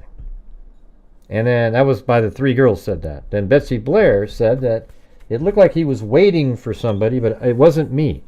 So if it's true that Richard Allen actually knew the girls were going to be there, which seems incredibly likely given the fact that we'd have to believe that a catfishing account had Abby and Libby go to a bridge, and that person didn't show up, but instead there happened to be a random serial killer-like person lurking. I mean, what are the odds of that in a small town like that? Really low. So it feels like, even though they can't prove it, that the girls were there to meet somebody, and the person that we're supposed to meet obviously isn't a real person, and somehow Richard Allen was able to be there in their place and knew that they were going to be there and there isn't another person. And then he took the girls across the creek, and then the girls knew when they got to the other side, oh my God, that's the person there. That wasn't that. Anthony Schaaf's profile wasn't the guy, you know. And that's why they were freaked out. My fingerprint, your fingerprint, and I got a fingerprint at the scene. We matched that fingerprint. It's significant to one person. Both fingerprints are alike. And what I'm telling you is there's no way that a bullet from my gun ended up at a murder scene. And we've been working on this for over 5.5 years. We get a search warrant for your house. They did know about the catfishing account. But I think he found out about the girls being there in a non-digital way through Keegan Kline. They know that they communicated. We've talked about all this like many times. Your gun, because we were told when we found that round that it had 3 extraction marks on it. And without a doubt, they would be able to match that extraction mark. That's what she thought it was, M10. Doesn't mean it was what it was. The gun. We've taken multiple guns down there, and they have not matched to those extraction marks. Your gun does, 100% without a doubt. It's in this certificate of analysis. The scientists say that the marks on that gun match your gun. And I'm telling you, it didn't happen. I didn't shoot anybody. I've never even pointed a gun at anybody. I'm not saying you shot anybody. I'm saying a fully intact round from your gun is on. And I'm telling you, that's not possible. It is. It's not. How's it not? Because I wasn't there. You were there. Oh, you don't have to say sorry. I'm just saying. Yeah, just letting you know. Yeah, they actually tracked down Keegan Kline because Libby's friends were communicating, and that person had liked some comments, and then through more investigation, it turns out that the Anthony Schaaf's profile was actually talking with Libby, even up on that same weekend. You said you were there. I told you I was on the trail. I didn't tell you I was at a murder site. This round is telling me you were there. You didn't. I don't care what it's telling you. You didn't lend your gun to anybody. I asked you that. Did you? I'm done answering questions. Just arrest me. I'm done. I'm trying to help you, Rick. I don't know what you want me to tell you. I'm not going to sit here and tell you something that's not true so you can feel better about this. I already feel good about this. Okay. I feel good about what the experts are telling me. Okay. I feel good about the scientific evidence. I feel good about the witness statements. I feel good about everything. What I don't feel good about is you being a fall guy for... Well, that's true there, Black Owlet. I take it, when you type in something, I take it literally what you're typing in. But yeah, it's like, why does anybody commit crimes like that? Anybody or everybody or anybody involved in this, if that's possible. Maybe I'm wrong. Hey, let me look at something here, by the way. I didn't even notice this. So that's 9:55 and 55 seconds, and then it blacks out. And then it comes back on. So we're missing 20 seconds. Even though, let's see how much time this is. We're missing 20 seconds on the clock. And this is 31:18 to 31:21. So only 3 seconds go by in the darkness, but it's missing 20 seconds of video, right? Because that's 9:56:14, and this is 9:55:55. So that's 18 seconds. So the blackness here, I don't know if they just, maybe there's something they redacted or something. I don't know. We've taken multiple guns down there, and they have not matched to those extraction marks. Your gun does, 100% without a doubt. It's in this isn't a certificate of analysis. Test. The scientists say that the marks on that gun match your gun. And I'm telling you, it didn't happen. I didn't shoot anybody. I've never even pointed a gun at anybody. I'm not saying you shot anybody. I'm saying a fully intact round from your gun is on. And I'm telling you, that's not possible. It is. It's not. How's it not? Because I wasn't there. You were there. You said you were there. There's some. I told you I was on the trail. I didn't tell you I was at a murder site. This round is telling me you were there. You didn't. I don't care what it's telling you. You didn't lend your gun to anybody. I asked you that. Did you? I'm done answering questions. Just arrest me. I'm done. I'm trying to help you, Rick.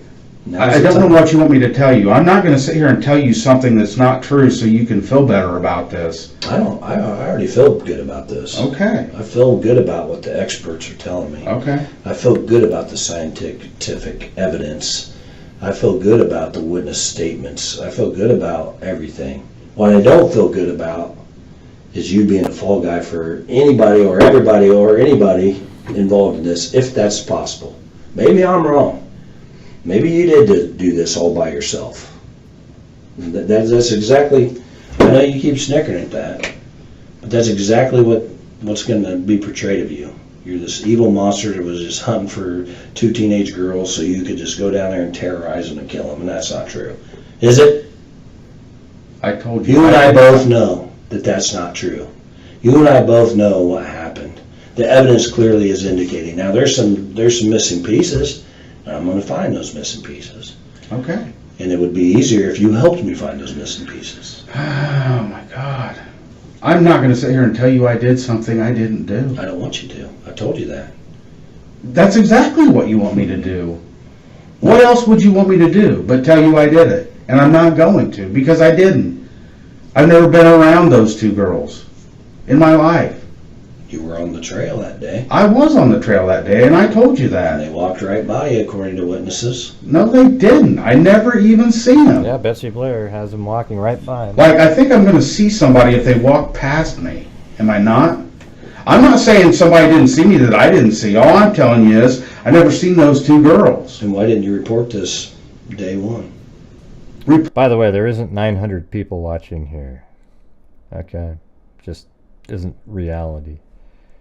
It's another one of these people that I don't know what they're doing, but I always have to go onto YouTube and say, look, here's another one of those nights. These aren't real numbers. I know that because my the concurrent viewer says that, but the total views hasn't changed, so it's garbage. Report what? That you were out there and you saw these 2 girls, you were in the area.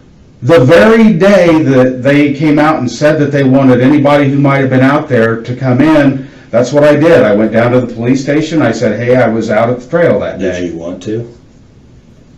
Well, I obviously did, or I wouldn't have. Did your wife encourage you to? Because she's talking to us. She's talking to us right now. And I'm sure she is. And she's going to tell you there's no way in hell that I'd ever do this. So, we're all good. It's not what was going on, Rick. Then I don't know what is. I just wish you'd be honest. That's all I do. Oh my God.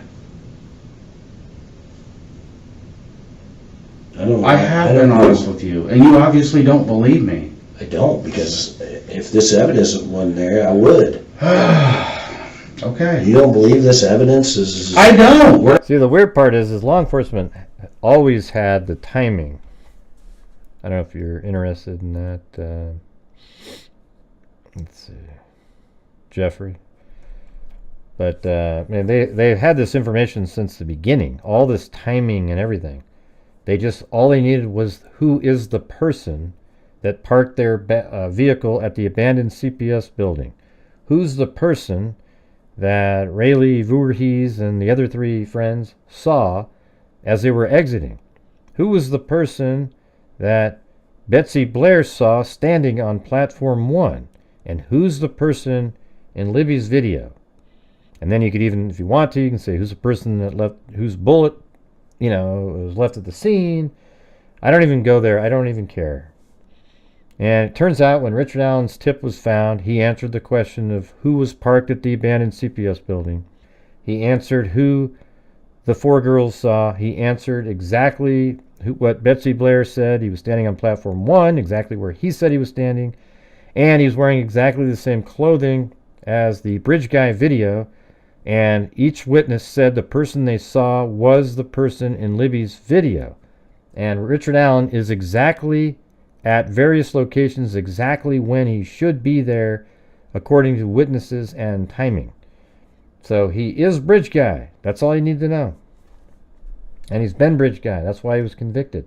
There's no way possible. We didn't. There is no way possible that a round from my gun ended up at a murder scene. It's not possible. So something's obviously wrong.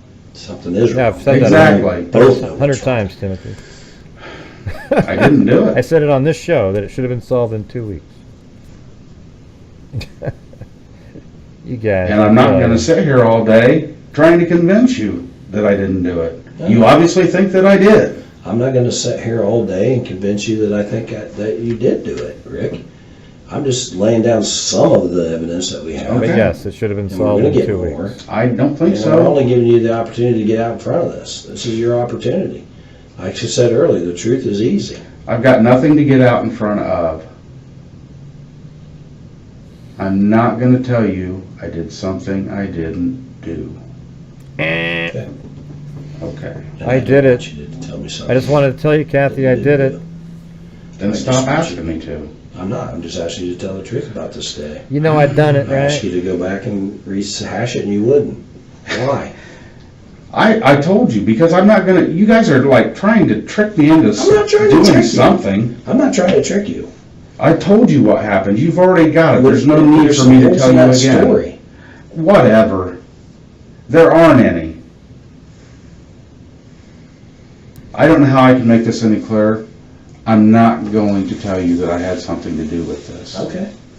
And I don't know how I can make this any clearer. We have evidence indicating that you're clearly involved in this. And that's sad that you won't help. Okay. Because if that was your daughter out there, you would help some people to help. You're damn right I would. You're right. But you don't, so. So they let him. I'll speed it up. And this is a lot of blank airspace here. Like a good, well, not that long. I'll speed it up. I'm speeding it up.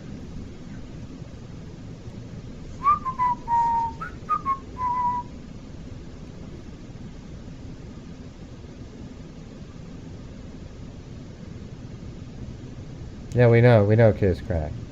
Just let us go over it the way we want to do it, okay? You don't need to fill us in with what happens later.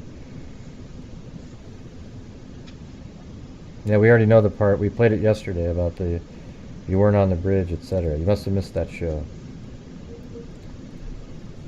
Let's see. There's more information, though.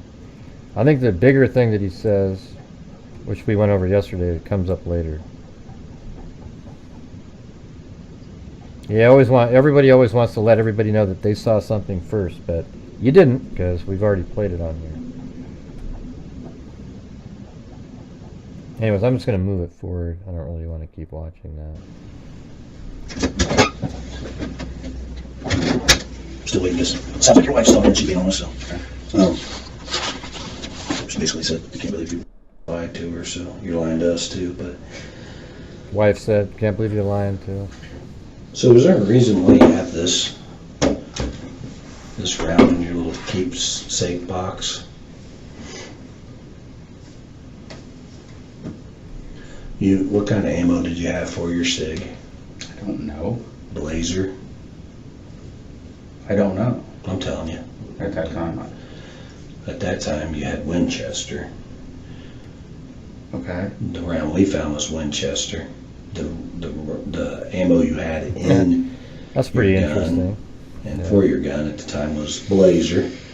But this was a Winchester, it says right there Winchester. Why do you have a bullet in a keepsake box? Type of round. Why does it? I know. I'm just giving you an opportunity. And by the way, if you had a Winchester bullet in your keepsake box, there's no way you wouldn't know why it was there, right? Like, you would know exactly why you would put a bullet in a keepsake box. So when he goes, I don't know why it's there. I don't. That's just to me. That's just clear indication that it had a meaning, but he doesn't want to say that. Because why would you have it sitting in there? Like I said, your wife's being Please stop giving me opportunities. She says ever since 2017, she's saying that you didn't want to go. You wouldn't let her go on the search. Anybody there? Party. She wanted to help. Oh, okay. And she's saying that. I think I know my wife. Well, I'm just telling you. My You want me to wife bring her always in? say some stupid shit You like want me that. to bring her in and tell you? I She's don't telling the care what truth you about did. what happened. You didn't tell her, but you've lied to her for years. Is how she feels right now. Okay. Because and your depression has gotten You didn't tell me you're on it. considerably worse since this incident, which is This has been going on for 7-8 years now. But it's gotten worse since this. Since Well, it's gotten really bad. I could see why. If I killed two girls, I would get. Oh my God. I would have depression too. Well, I would have mental issues too. I'm sure you would. Living with this, I'm sure you would. and that's why you are. Here's what I think, Rick. I don't know. Only you know. But here's my theory.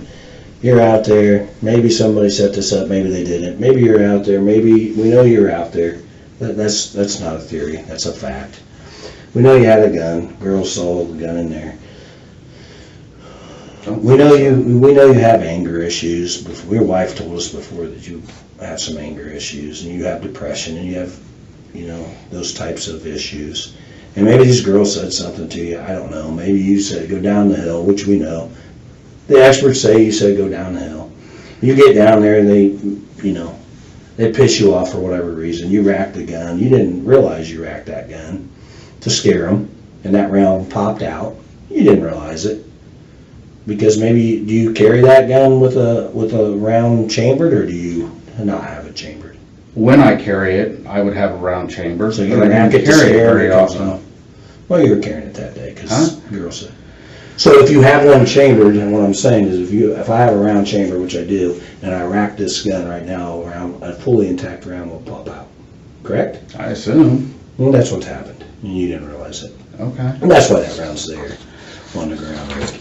And this is your opportunity.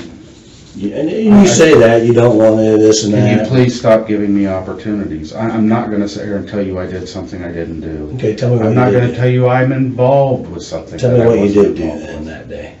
Help me. I didn't Help murder myself. 2 little girls. What did you do? I went for a walk on the trail, and I went home.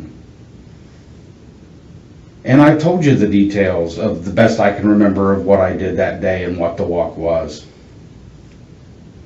I'm not going to...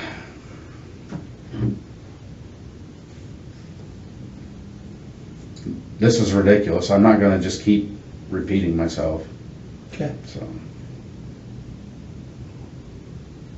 Well, I'm not going to keep bringing up more evidence either. I mean, I can Okay. only give you so much.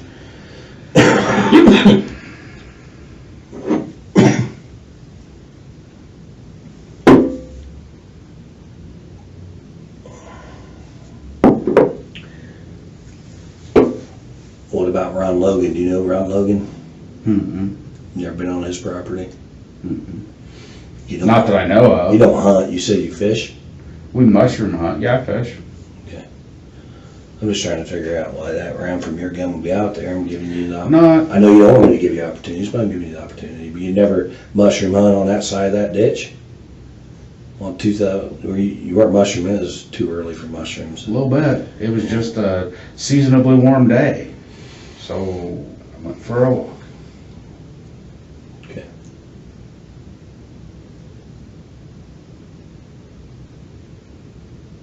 And nobody had your gun that you know of? I'm not answering that. I've answered it 15 times. I mean, obviously, you would tell me if somebody did, because then that would put them there and not you. Because right now, you are already out there by witnesses, and you and I both know that realistically, the evidence doesn't lie. So It obviously does, if that's what it's saying. I think I know you well enough, maybe I don't, that if you did know somebody borrowed your gun or had your gun, you would tell us. Of course I would. Okay. So it's realistic for me to believe that you're the only one to have your gun. Excuse me. I've answered that 15 times. Okay. And you said 15 times. That's true.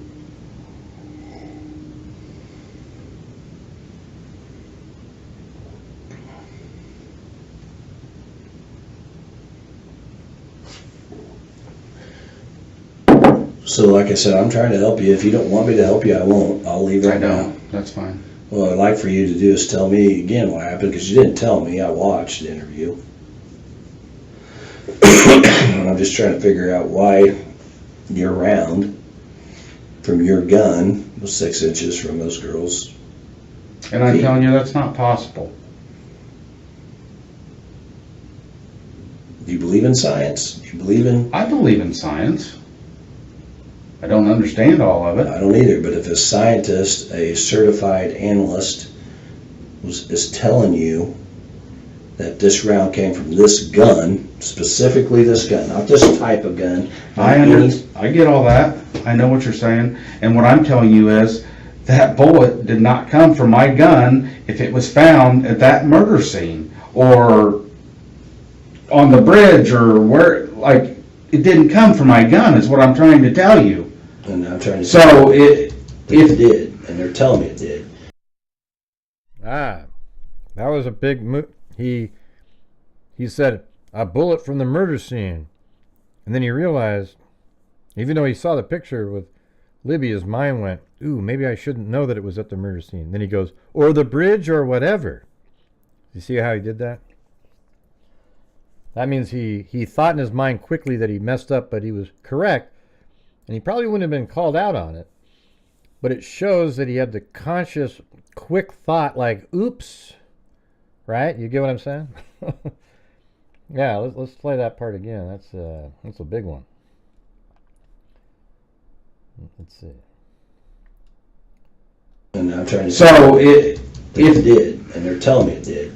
So now I'm trying to figure out who had your gun. And you're saying nobody did 15, 16 times. And who had a round from your gun? Did anybody have your ammo? I don't know. You explain to me. You try.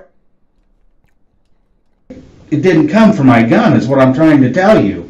And I'm trying to so if it did, and they're telling me it did.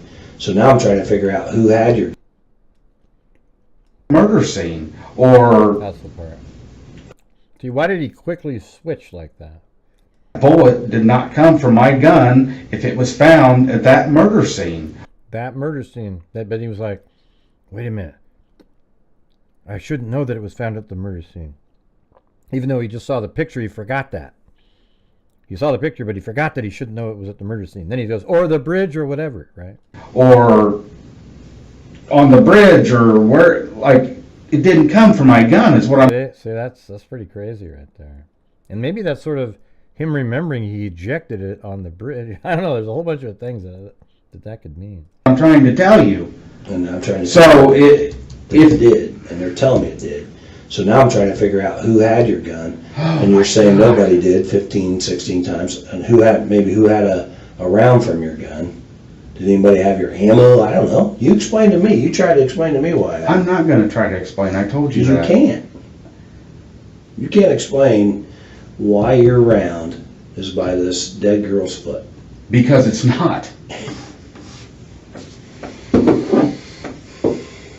But it is. You believe in science. You believe in that analysis. You believe that our lab, that round's been in storage since the 14th of 2017. I am telling you that any round involved in this whole thing did not come from my gun. And I'm telling you, you're lying. Okay. Because I have evidence that it is. You don't. That's not evidence? I'm telling you. Never mind. Please, tell me. I'm all ears. It'd be awesome if Holman had really large ears when he said that.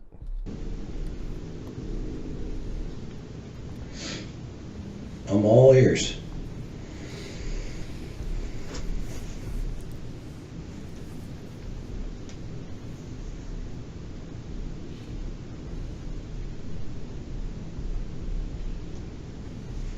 I'm all ears. I've got nothing to say. Sell me. I've got nothing to say. This is ridiculous.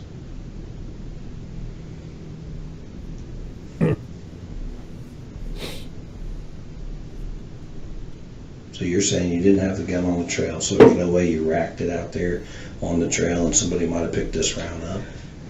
Ever? What I'm telling you is I don't carry my gun. I carry my gun if we go fishing along the river, like night fishing. I carry my gun if we're going to go out and tromp through the woods mushroom hunting somewhere. That's about the only times I even carry my gun. And you weren't mushroom hunting and you weren't fishing that day?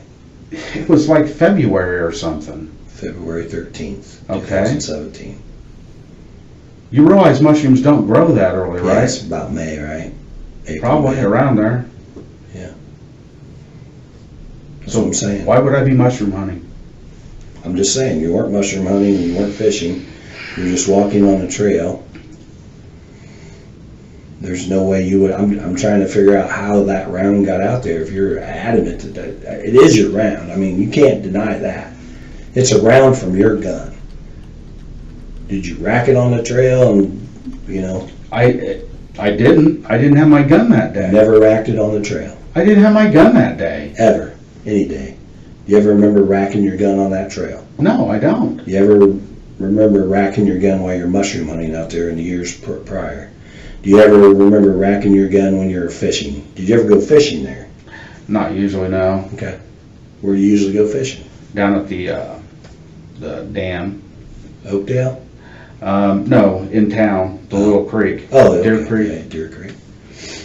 And you said earlier you don't shoot it a lot, so you weren't out there target practicing. No. Okay.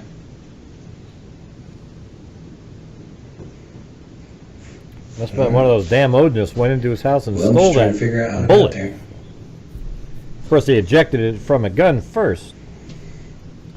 When you said you carry it when you're mushroom hunting and fishing, and obviously I know when mushrooms grow, and I know probably, I mean, you could go be fishing in February.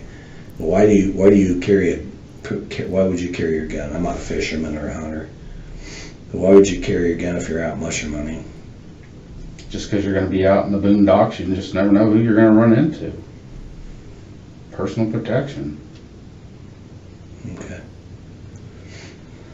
Or snakes or something like that, I guess. I probably wouldn't shoot a snake. You wouldn't? No. I would. Well, I hate your snakes. choice. Yeah, all right. I'm not saying I like them. I guess I'm quicker than a snake. I can get away, maybe. When you do carry it, do you carry it like just on your hip, or do you carry it like one of those fancy holsters, or do you just put it in your pocket, or It's got a holster, side holster. like a paddle holster like this, just clips, or does it go through the belt? It goes through the belt. Well, Mine just slides on. it goes through the belt or clips. I don't know. I'd have to look. Right off, I don't remember. And you said when you do carry, you have one in the chamber. That's how I carry mine. Generally, yeah.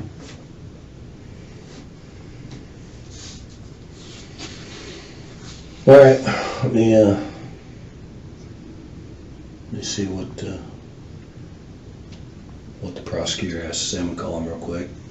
Tell him what's going on, okay? Okay. What do you want me to tell him? I want you to tell him whatever you want to tell him. I mean, The truth? I'll tell him the truth, because that's what I do. that's your version of the truth. Because it's obviously not. I'm not making it up. It's obviously not the truth. You think I'm making up that we found this round? And I don't know what you're doing. What I'm telling you is... I'm not making this up. You and I both know. I'm not lying to you about anything. So you gotta admit, like, doesn't that just completely remind you of Nick Houck right there? Exactly the same way, because the guy's he's using the same techniques. Holman went to the FBI for a year training, and it's like, so he's using the same interrogation kind of techniques that they use, and Nick Houck and Richard Allen are exactly the same type of person, obviously, because Nick Houck has that same sort of believable kind of like, Jesus, this guy looks like he's being railroaded. But Nick Houck absolutely had something to do with it, right? There's no doubt about it. So, or at least had knowledge that his brother did it. So the thing is he was able to hide and make it sound like, oh, you're just being unreasonable. But his responses are exactly the same. I mean, like the same attitude, etc. Everything I'm telling you is facts. Okay. I'm not trying to trick you into anything, Rick. I know you probably you said you watched Dateline and all these fancy shows. I'm not trying to trick you. I'm just giving you some of the evidence that we have against you. And I'm telling you that that's not possible. Well, I'm not making this up. I showed you. I can't make it up. This is a legal document. Item 16. Any other evidence that was identified as being cycled in the firearm of item 314. Item 314 is your gun. Item 16 is the round that we found out there on the ditch bank next to Liberty's foot. And that round compared to your gun. And I'm telling you that didn't happen. That it's not possible. The voice is similar too. That's even what made me originally go, oh, look. His voice is similar to Nick Houck. That's weird. So you think I've just typed this up? You think I'm just... You're saying it happened. I'm not denying you're saying that. What I'm telling you is there's no way my bullet was found near a murder scene. It didn't happen. And I showed you a picture. And I can tell you... Of a round, a Winchester 40 caliber round, right? I've got nothing to work... Any other evidence that you have is obviously not going to point at me. I mean... It is. Okay. The expert witnesses, the witnesses, all of it. I don't believe that. But go ahead and call the prosecutor. I'm just stumped here. You still love on me? what you think I made this up. What do you want me to tell you? I want you to tell you how do you think I made this up? Do you think I just typed this up? This is an official document. I never said you made it up. I never said you made it up. I can't lie to you and say, hey, I have an official document right here saying that this exam was done on this round that we found at the scene. I can't make any of that up. That's what you're telling me. Well, no. Okay. I've not once said that you're lying. I've not once said that you're making that up. You're just saying what I'm telling you is that there's no way that a bullet from my gun ended up anywhere near a murder scene. It just didn't happen. And that's all I can tell you. I can't tell you any more than that. And all I can tell you is we found this round back in 2017. Okay. Collected it. Have compared other guns to it. Other guns have not matched. We've had it for over 5.5 years. Right, we get information, you're on the trail, we want to talk to you and say, hey, what's going on? Who'd you see? What'd you do? You kind of cooperate, but then we say, hey, we're looking for this and that. Would you let us look? Nope, get a search warrant. We did. We got a search warrant. Sure. And we found this gun in your house that you bought in 2001 that the extraction marks, which is the analogy I got from the lab, is it's compared to a fingerprint. It's unlike anybody else's. Okay. So these extraction marks, if they got my SIG 40, if I had a SIG 40, I have a 45 and a 9, but if I had a 40, it wouldn't match to my gun.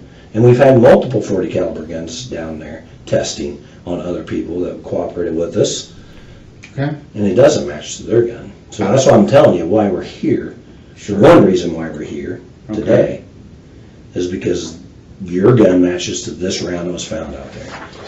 I can't make that up. I'm not lying to you, Rick. I can't. That's unethical. I can't. It's obviously what you think. What I'm telling you is it's not what I think. It's what the evidence is telling me. If I just thought, I'm gonna make this story up that somebody was out there and jacked around out of their gun, I can't make that up without the evidence that indicates it. Did they say anything to you about this round and about your gun the day they talked to you a couple weeks ago? No. No, because we didn't know. Okay. And then we collected all the evidence that we thought would match to the evidence that we have and run the test on it, and the test says ding. And what I'm telling you is, and I guess I can't deny this. What I'm telling you is... I know what you're telling me. You're telling me that your gun and that round was nowhere near. And I'm telling you that the evidence indicates it is. Right? We're on the same sheet? That's what you're telling me, yes. And that's what you're telling me? No. What are you telling me? I'm telling you that... No way in hell that my gun and rounds out there. Go ahead, say it. Sorry, I won't interrupt you. I'm not saying anything. Because you know it's a lie. I can't make this up. That's what I'm saying. You and I both know I can't make this up. I can't. This is a certified official document. I can't just type this shit up and say, oh, look at me. I'm lying to you, Rick. Okay. I'm trying to trick you into confessing to something you didn't do. That's bullshit. You and I both know I can't do that. Okay. So tell me. You tell me. Tell me.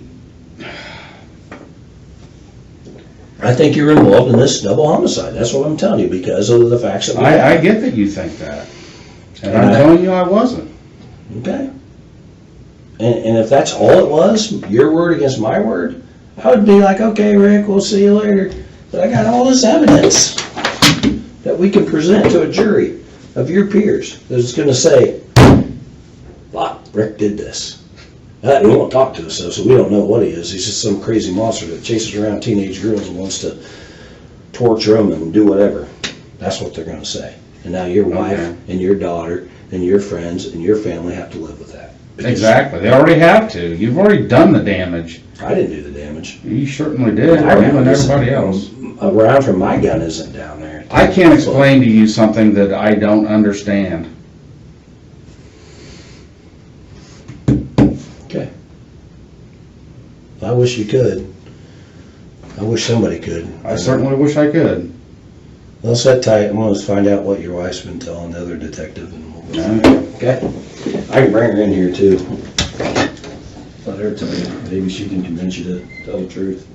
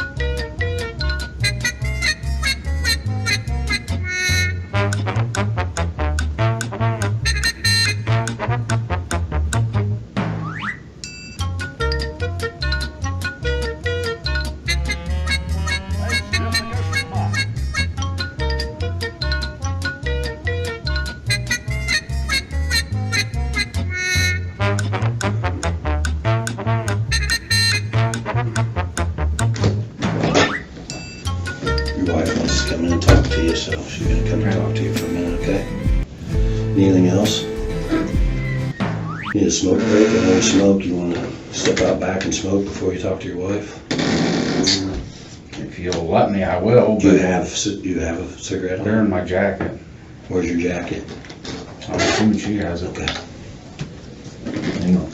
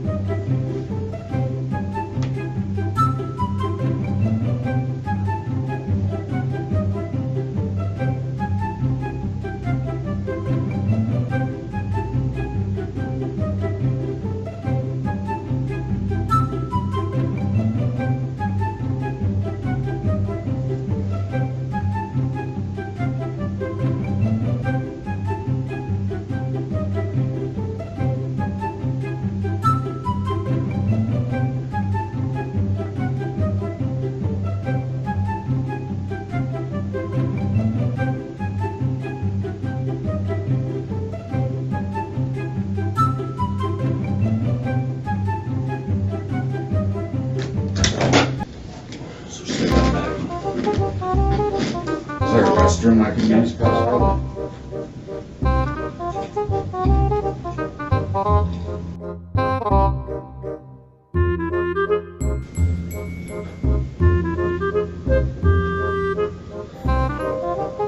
Seat, water, restroom break, smoke break, and anything else.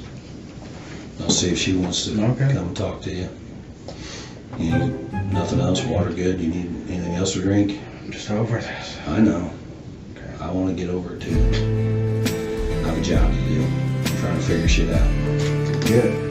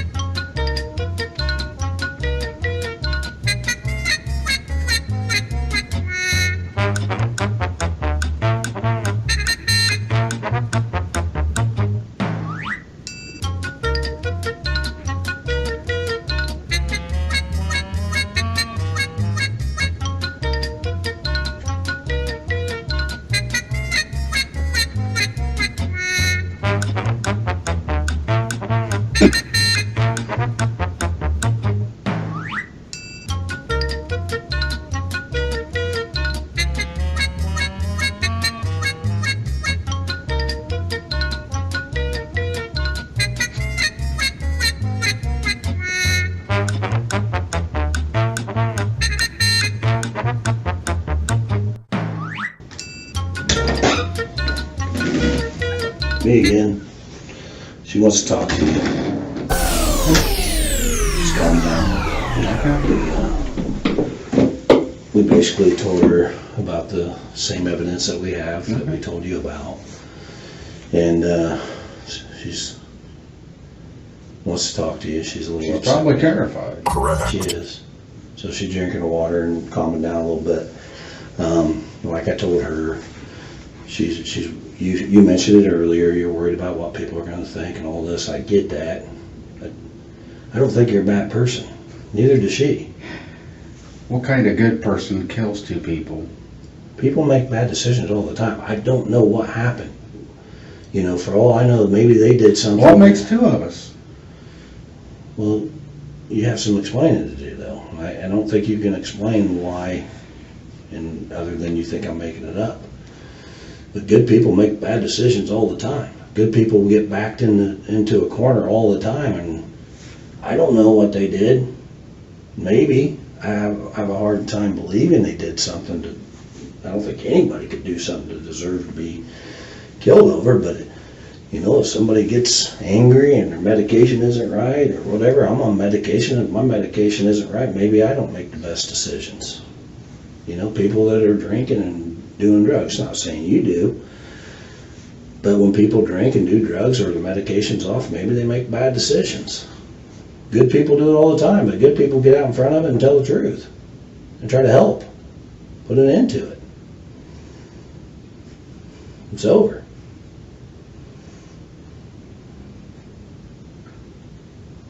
And she believes it. She doesn't think we're making any of this up.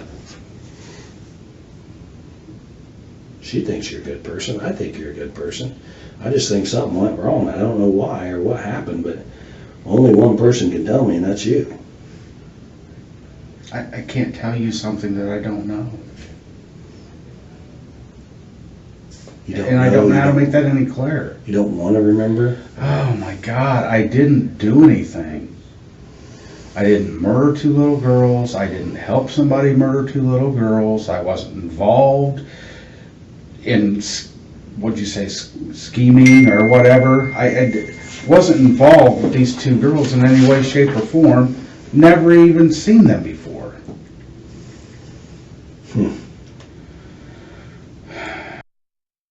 He must have been watching the press conferences because everybody seems to call them 2 little girls every single time. It's weird. That's what, let's see, Doug Carter used to say all the time.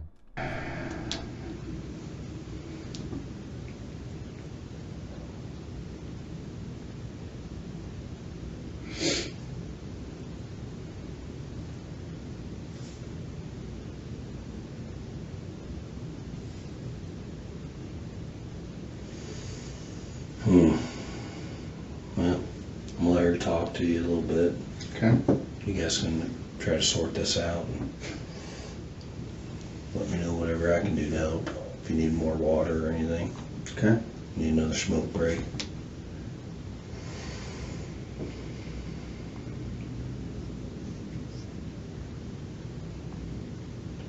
I just feel like you're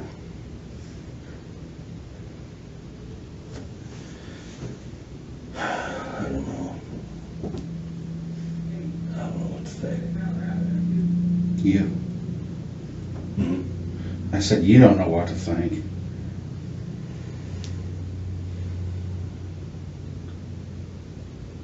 He's going to need to change his passcode on that phone. It's tough.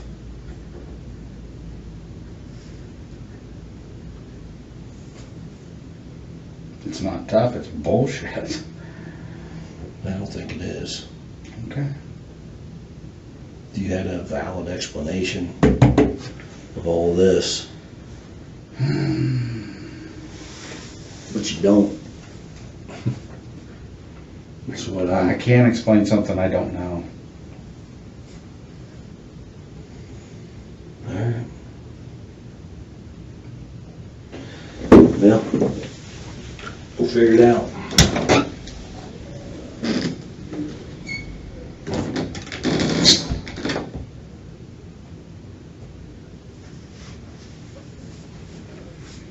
Yeah, he throws a lot of F-bombs at the end.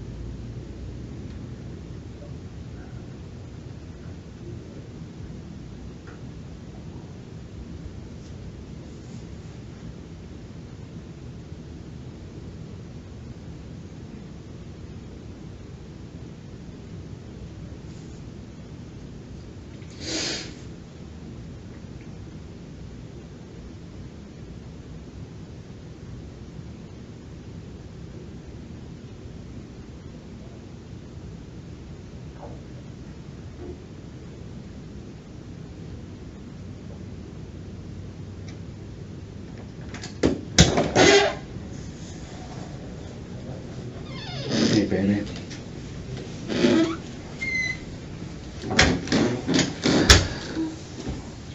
Yeah. So, all right, babe. It's gonna be all right.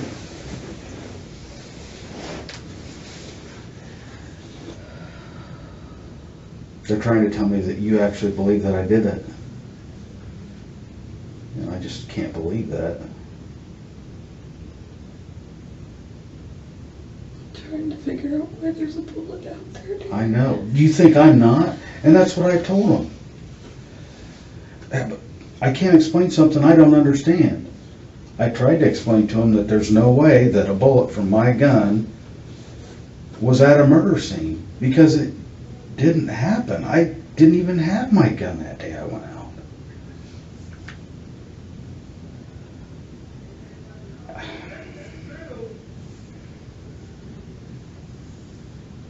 You know me. You know this isn't something I could do. And I know that you know that. You don't have to tell me that, I know.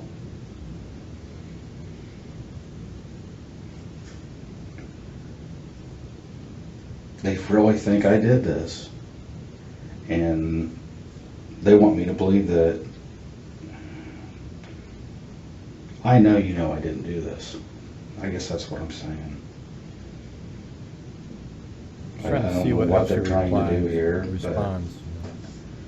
I'm not going to say something that's not true, and I can't explain something that I don't understand.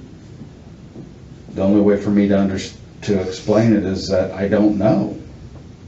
Because I'm saying it's not possible. There's no way that a bullet from my gun ended up at a murder scene. I didn't murder anybody. I didn't help somebody murder anybody. You know, I'm not going to sit here and try to convince you. I know you know me. I know you know that I didn't do this. Had anything to do with it. Talk about scheming or something. Yeah, I don't.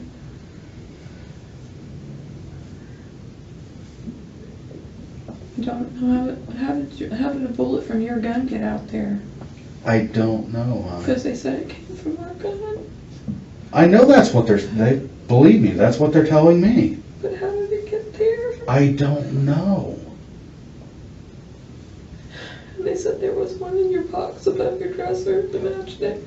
They showed me that picture too. I can't explain it. And I don't. I can't either. They keep asking me and I don't know how to answer that. You no answer. way for me to know. I understand. Me either. And that's what I'm trying to tell them.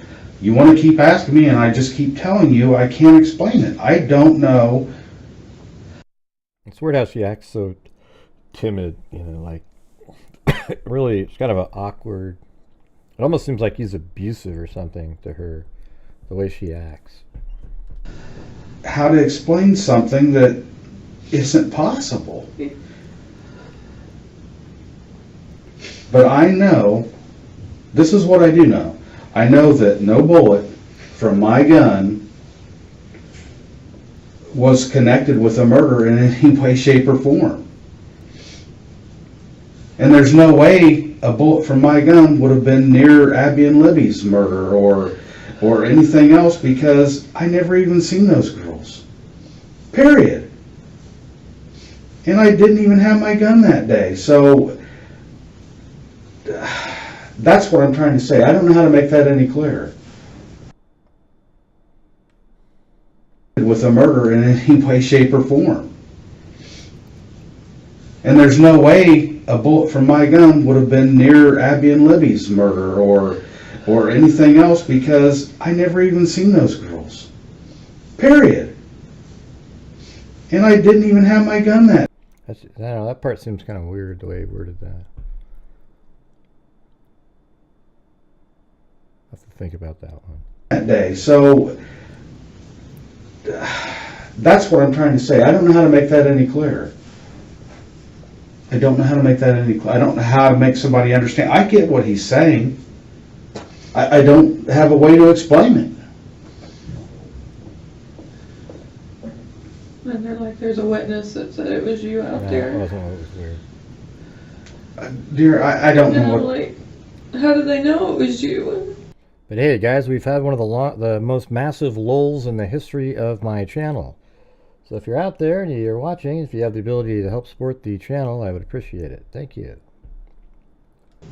So they said they showed her a picture. And I'm like, of course you were out there. If they seen me out there, they seen me out there, dear. And I But told were you them. on the bridge? I told them I was on the bridge. I went out to the first trestle. Oh, okay. That first I thing don't that. remember you telling me that. You told me you weren't, so I told him you weren't on it. But I didn't. See, she gets kind of defiant with him in a second. It doesn't, hon, you're not in any trouble. You Hey, thanks, M10. All right. didn't do anything. I didn't do anything. Tell him, right? Huh? I didn't know you were on it. I'm sorry. Look at, I'm sorry. And she has that little thing with her head going forward. Well, don't worry. But then she throws this other comment out. Like, it was weird how she... Worry about it. You told Hon, me you weren't. You told me you weren't. And now he knows it. See, he knows all this stuff's on camera and being recorded. So now he gets like, wow, she threw me under the bus. huh? You told me you weren't, so I just was. No. Yeah, and you know that he told her she wasn't. Because there was probably a time where she saw the person on the bridge and said to him, you know, that kind of looks like you. You know, you were on the trail, right? And he goes, well, I never went on the bridge. So she just decided to believe it. Now he's sitting there saying that, now we're hearing that he told her that he was never on the bridge, and we're hearing that. And that's a reality. You can tell that that is something that he told her. And now she knows that he was on the bridge. No, I told you that And he's like, oh, shit. And then he does this little weird... I walked. Okay. I love you, baby. See, he's so angry right now. Like, right now, he's just absolutely livid. And she knows it, too. That's probably the same look he has. And he's faking to be, like, really loving or something. I mean, it's really bizarre.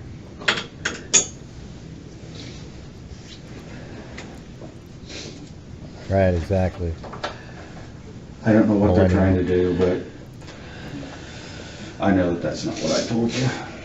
Scoots the chair a little closer. I love you. That might be the last kiss they ever had. I don't know if they've ever been... And it's just,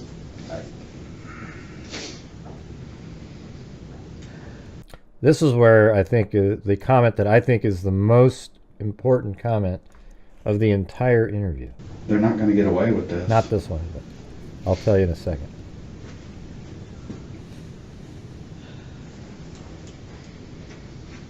This is exactly what I would never want for you. Boom. That right there, this is exactly what I would never want for you. I think that statement right there is the biggest damning statement of the whole interview. Because what he's saying there is, this is exactly what I wouldn't want. That means he knows that if he ever gets caught, he thought about it, and this is what he didn't want for her. Because in this situation, why would he be saying that, right? He wouldn't be saying that if he was innocent. He's just sitting there, and he's not going to say, this is exactly what I would never want for you. I mean, let's get the exact wording here, but I think that's huge. I don't know what they're trying to do, but I know that that's not what I told you. And I love you. And it's just,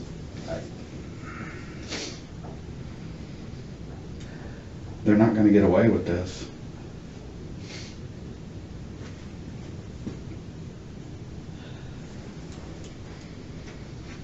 This is exactly what I would never want for you. And I mean, that's crazy. This is exactly what I wouldn't want for you. So what made you ever think of that? Like, I would never even have thought of something, boy, maybe someday if I'm in interrogation and my wife's there, she's going to have to go through hell. That would suck. But why would you ever think that, right? The only reason he's thinking that is because he's the killer, and he was wondering one day he might get arrested, and then his wife would have to go through this. I think that is the most damning statement that he made. Just kind of a little thought that he had. Didn't seem like it meant anything, but... There's nothing I can do about it. I'm not going to say I did something I didn't do. I'm not. Thank you. And I know you know me, and I know you know that I would never do this.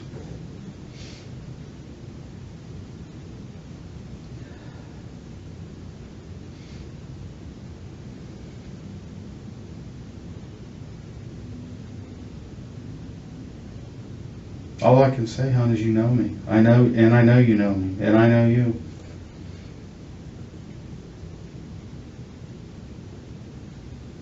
And what they're doing to you right now, What's interesting, you know me and I know you. But in one of the jail calls, he says, you don't even know me. Because he had been hiding a monster this whole time. But right now, he knows there's a camera. That last screw-up he made seemed innocuous. Because it's just the way he worded, he didn't know it meant something else. But it's weird. Like he's hiding a monster, and he finally, when he's in prison, he goes, "You don't even know me." But here he's saying, "You know me, and I know you." I'm not okay with this at all. And they know it, but they're going to do what they're going to do.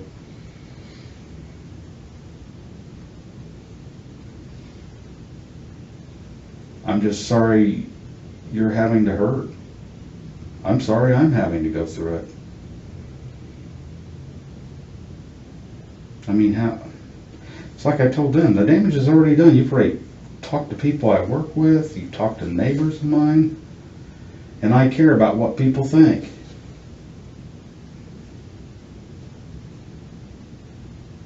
You know I care about what people think. You know.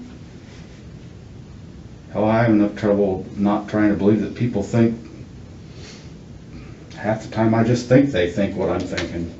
You know what I'm talking about. I'm always worried about what Jory thinks. You know that I know that you know that I know. Hey, thanks, Leon Littlejohn. And they're trying to, you know, talk about my anxiety and depression and shit. And, you know, I've tried to explain to them it's been going on for 7-8 years. Hell, I've had it my whole life. All right, everybody, let's hit that like button. Don't have enough likes. Never fails. Let's hit it right now. Here we go. And let's see, where is it? Stupid is being nice. I don't even know where it is. You're an absolute Where's moron. the heck is the oh, there it is. Hit Hit that like button 10, 20, 25, 30. Hit that like button 40, 45, 50. See it's the damn thing to do in the world. You hit the like button. It's the simplest damn thing in the world to do. Use your nose, use your toes, whatever blows. Hit that like button.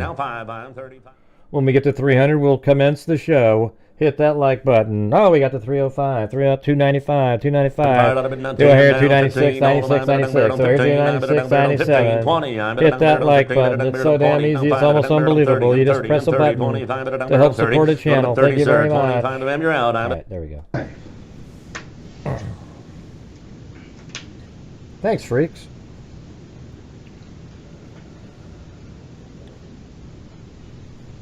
Yeah, I always sit to forget. They want me to tell them that I did it, and I'm not going to. I'm not going to admit to something that I didn't do. On the bridge. How stupid is that? You didn't tell me you were on the bridge. You said you weren't. I don't care what they do to me. You said you weren't. See, what that means is they had a conversation. Don't you guys agree with that? When she says you said you weren't, that means they at one point had talked about, you know, was he on the bridge that day? And he said, no, I was on the bridge. I was just went to the trails because it looked like him, you know, it looked like him. So they obviously had said that, but then she goes, but you said you weren't. That's because they talked about it before. It's like a 100% thing that happened. It's not like a guess. It means that conversation happened. I'm going to admit to doing something I had nothing to do with. And I'm not going to try to explain something I can't explain, because I don't know. You tell me, because I don't know.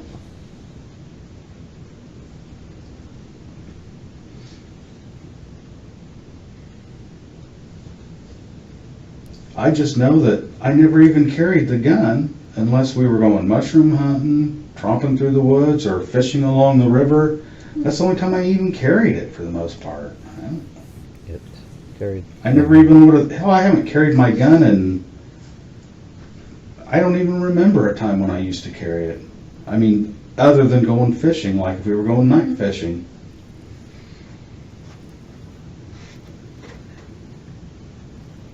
But how could the bullet get out there, honey? I can't understand that. I told you, I can't either, hon.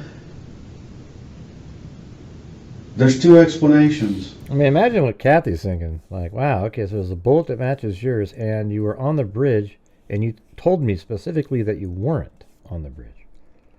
One is... But she still somehow reverted back to, you're innocent, man. The bullet didn't come from my gun. It did though, honey. They've got ballistics on it. I get that. Then it didn't come from a murder scene. I don't know what else to say. I don't know if they have ballistics on it. It's like a... I get that. I get what they're saying. What I'm telling you is, if that bullet came from my gun, there's no way it was found with their investigation for the murders. There's no way. I can't explain something I have no answer for.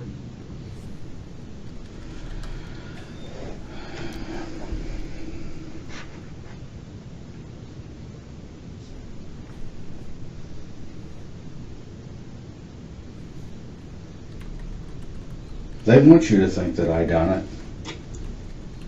That's what this is all about. They want you to come in here and make me believe that you think I did it, and I know you don't. You know me too well.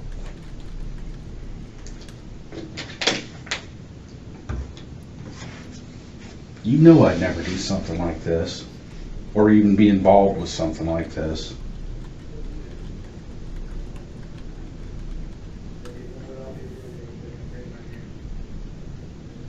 So they're probably going to come and take you away from me and go at me again. So,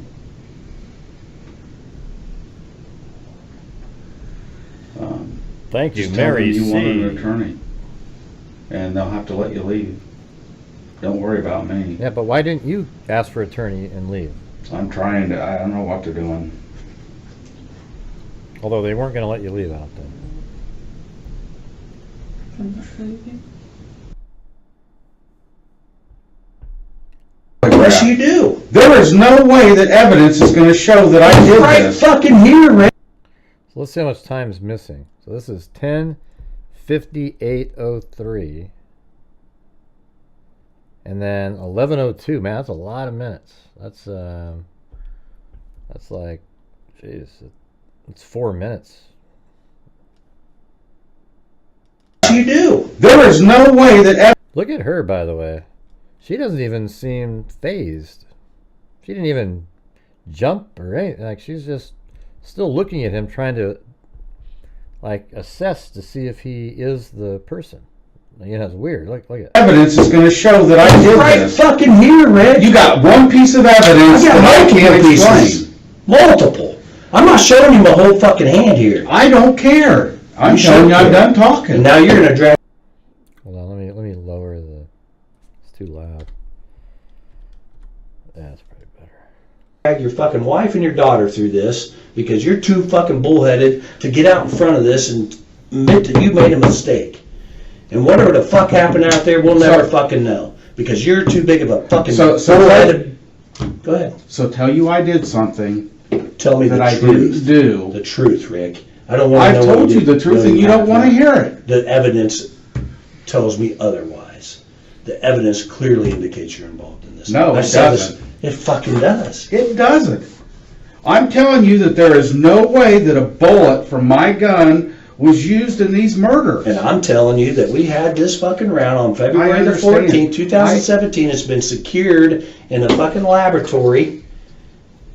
And we've tested other guns I understand what you're saying. I want her to hear this, I understand what you're saying. What I'm telling you is, I can't explain something I don't understand. Oh, the scientists That's not explained possible. it for you. The lab analysts have explained that for you. They're saying that this round, without a doubt, came from your gun. Then And you've told me taken it from somewhere else then.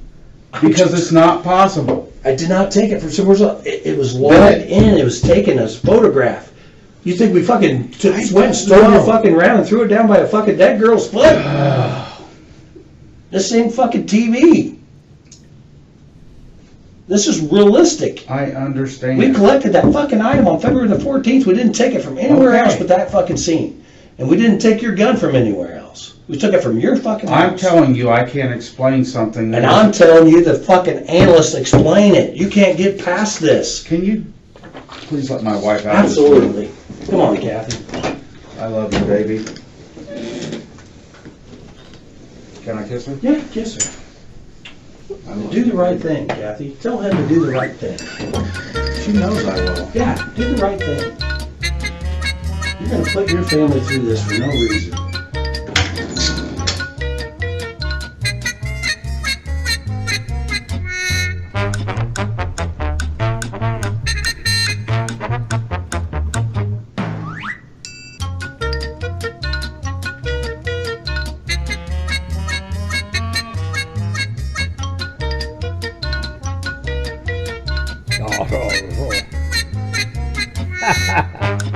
Let's do that again. Let's do that again.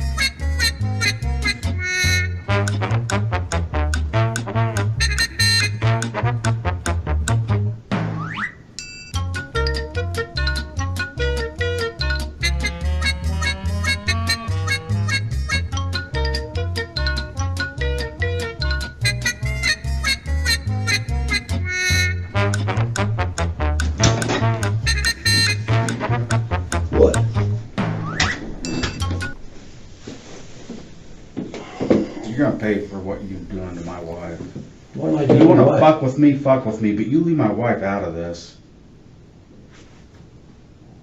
Fuck, leave me out of it. No, you're involved in this. You're fucking rounds there, Rick. No, it's I can not. See, that also is like sort of an admission, saying, "Oh, leave my wife out of this." Well, there shouldn't be. If you're innocent, you're not even going to say this. You're just gonna. You would have started off saying, "No, look, I don't have anything to do with this. Not leave my wife out of this."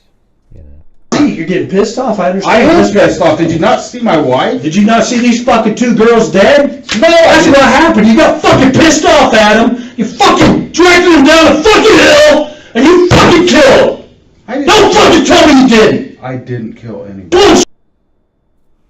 Let's see how long this went. So this was 11:06:39 ish. So only a few seconds.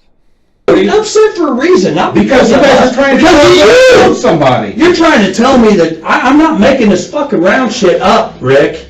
It is what it is. I'm done talking. Arrest me. Happy to. Be fucking happy to, because I tried to fucking help you and you wouldn't fucking do it. Oh, you're helping me. Guilty, and I'm gonna prove it. Guilty, and I know it, and I'm gonna fucking prove it. Okay. And I'm not paying for any of this shit. You're paying. This is on you. This ain't on me. It's fucking on you, Rick. You had your fucking opportunity. Fuck.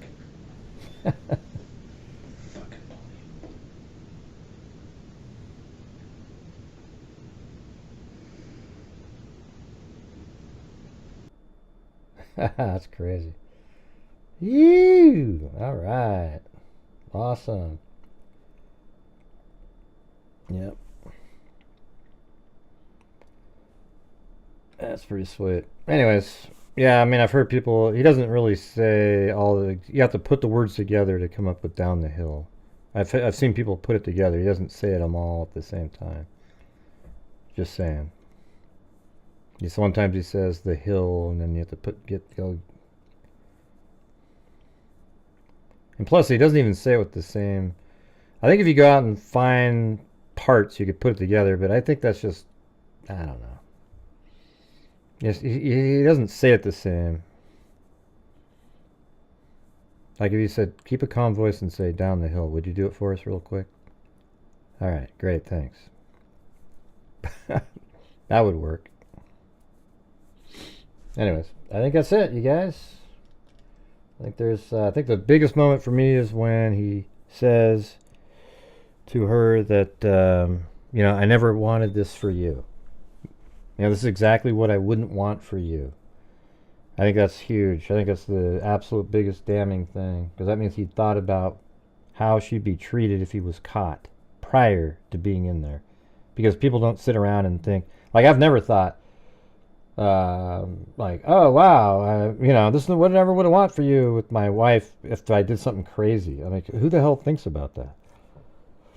It's weird. Anyways, I ordered a whole bunch of stuff. Hopefully I get that in a thumb drive at some point. I even ordered these same videos, there you go. Yeah, I'm sure you did, Random Bogey. You seem like that kind of guy. Let's see if we've got the... Let's see. Let's do it. So thank you to... I'm gonna try to post the Lori Daybell trial here in a little bit if you guys want to watch that. Apparently,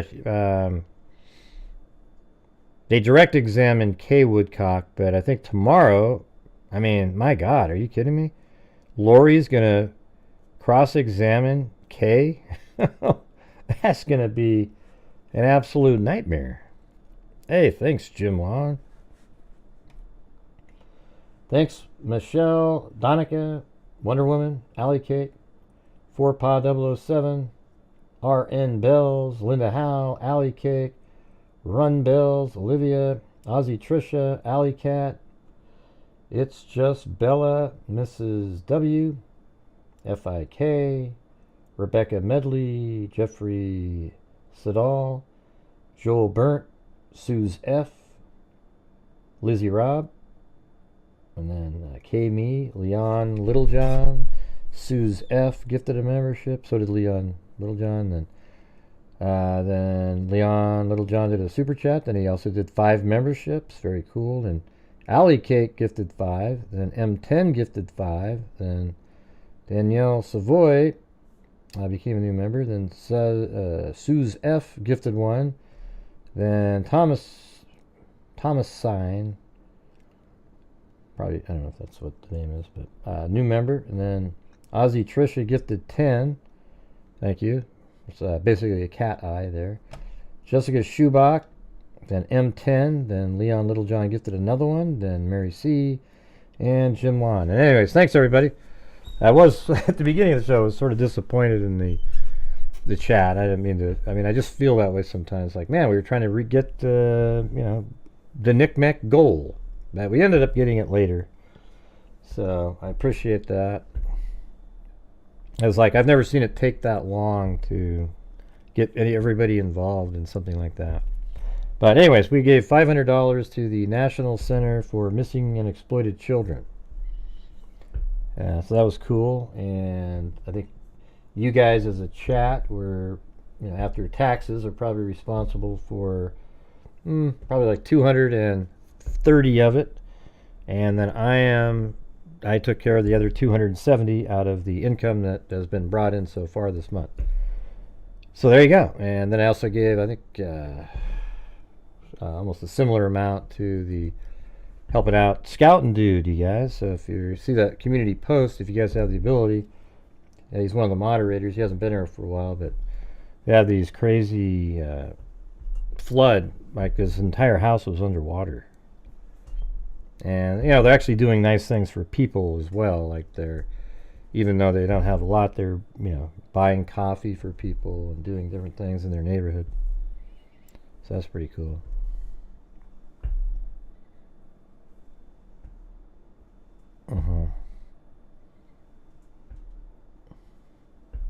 Well, she's gonna really struggle with Kay, just like she did with Charles Vallow's sort of the date that he had. Oh man, that was a shit show. That thing, Lori just couldn't control herself. It was amazing. How dare you be with my man that I thought was a zombie that we killed? Wow, that'd be a good name title for a video. How dare you go on a date with my man that I thought was a zombie that we killed? Yeah, that's awesome. Good stuff. No, she didn't say that. That's how she acted. She acted like, you know, he was still married, you know. And I mean, she just went on and on and on. It was crazy. But anyway, so we got that, and then we also have over in the,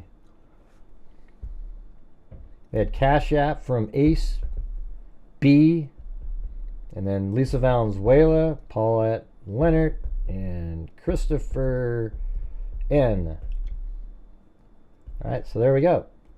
And we did it. We got to the goal earlier and did the donation to the National Center for Missing and Exploited Children. All right. All right, thanks everybody. Might take an hour or so, but I'm gonna try to upload the Lori today's hearing, and I'll get it out there, and you guys can, you know, watch it throughout the night for the people out there that want the night shift people. Yeah. All right, thanks everybody. Appreciate you being here.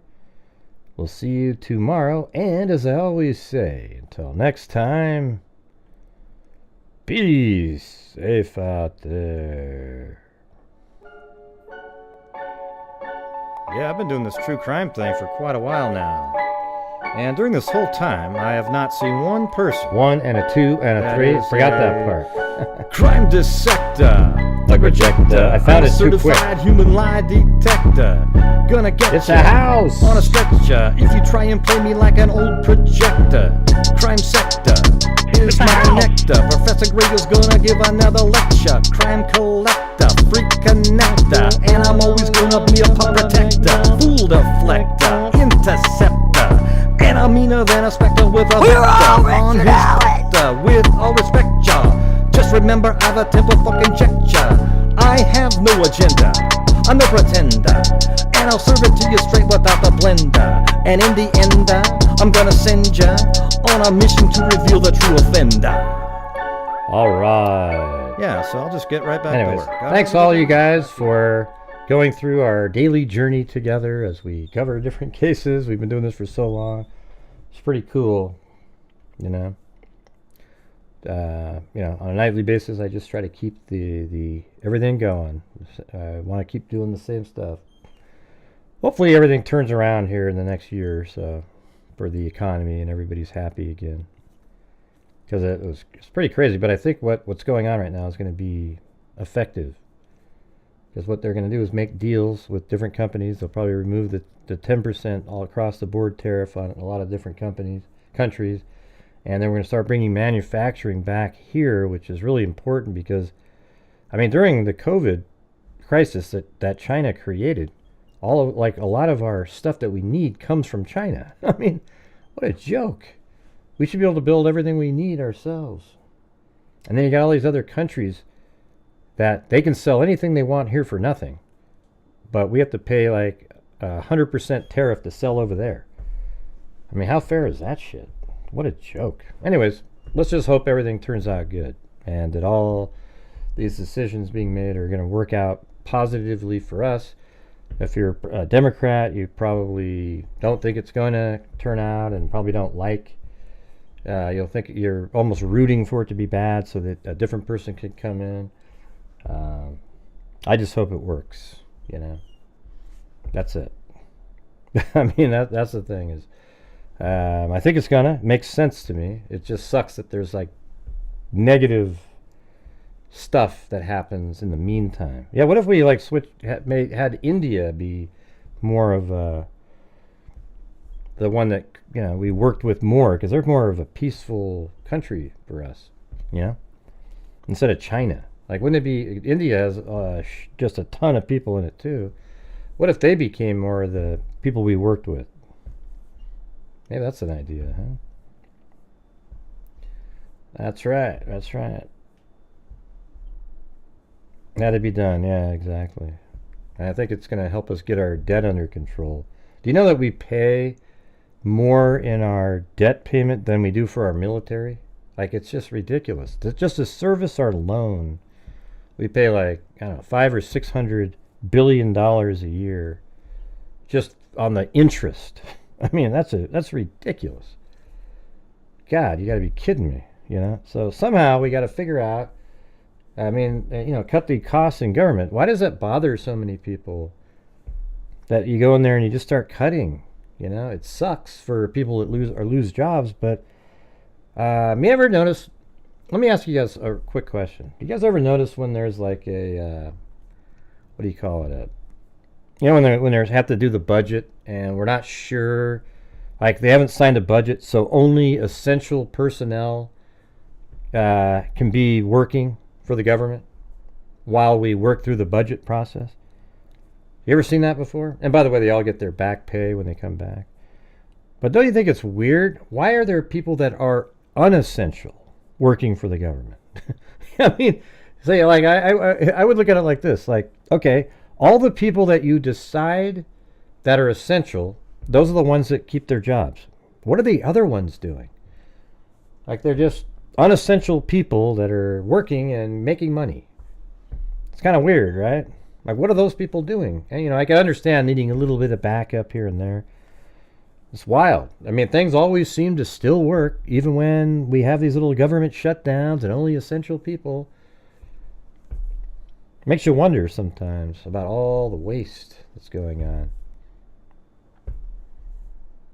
Yeah, it's pretty weird, though, isn't it? If you think about it. Pretty weird. All right, everybody. That's it. That's my final thought of the evening. And also, it sucked there was that helicopter crash in New York. I'm just kind of all, flight crash. I'm out. I've done too many of them this year already. It sucked. A helicopter crash in New York. I think it killed 6 people from, was it Spain, and some kids. Who the hell? I don't even want to cover that. It's a nightmare. So, yeah, deep thoughts with Grant Hughes. There you go. All right, thanks everybody. We'll see you guys later. And be safe out there.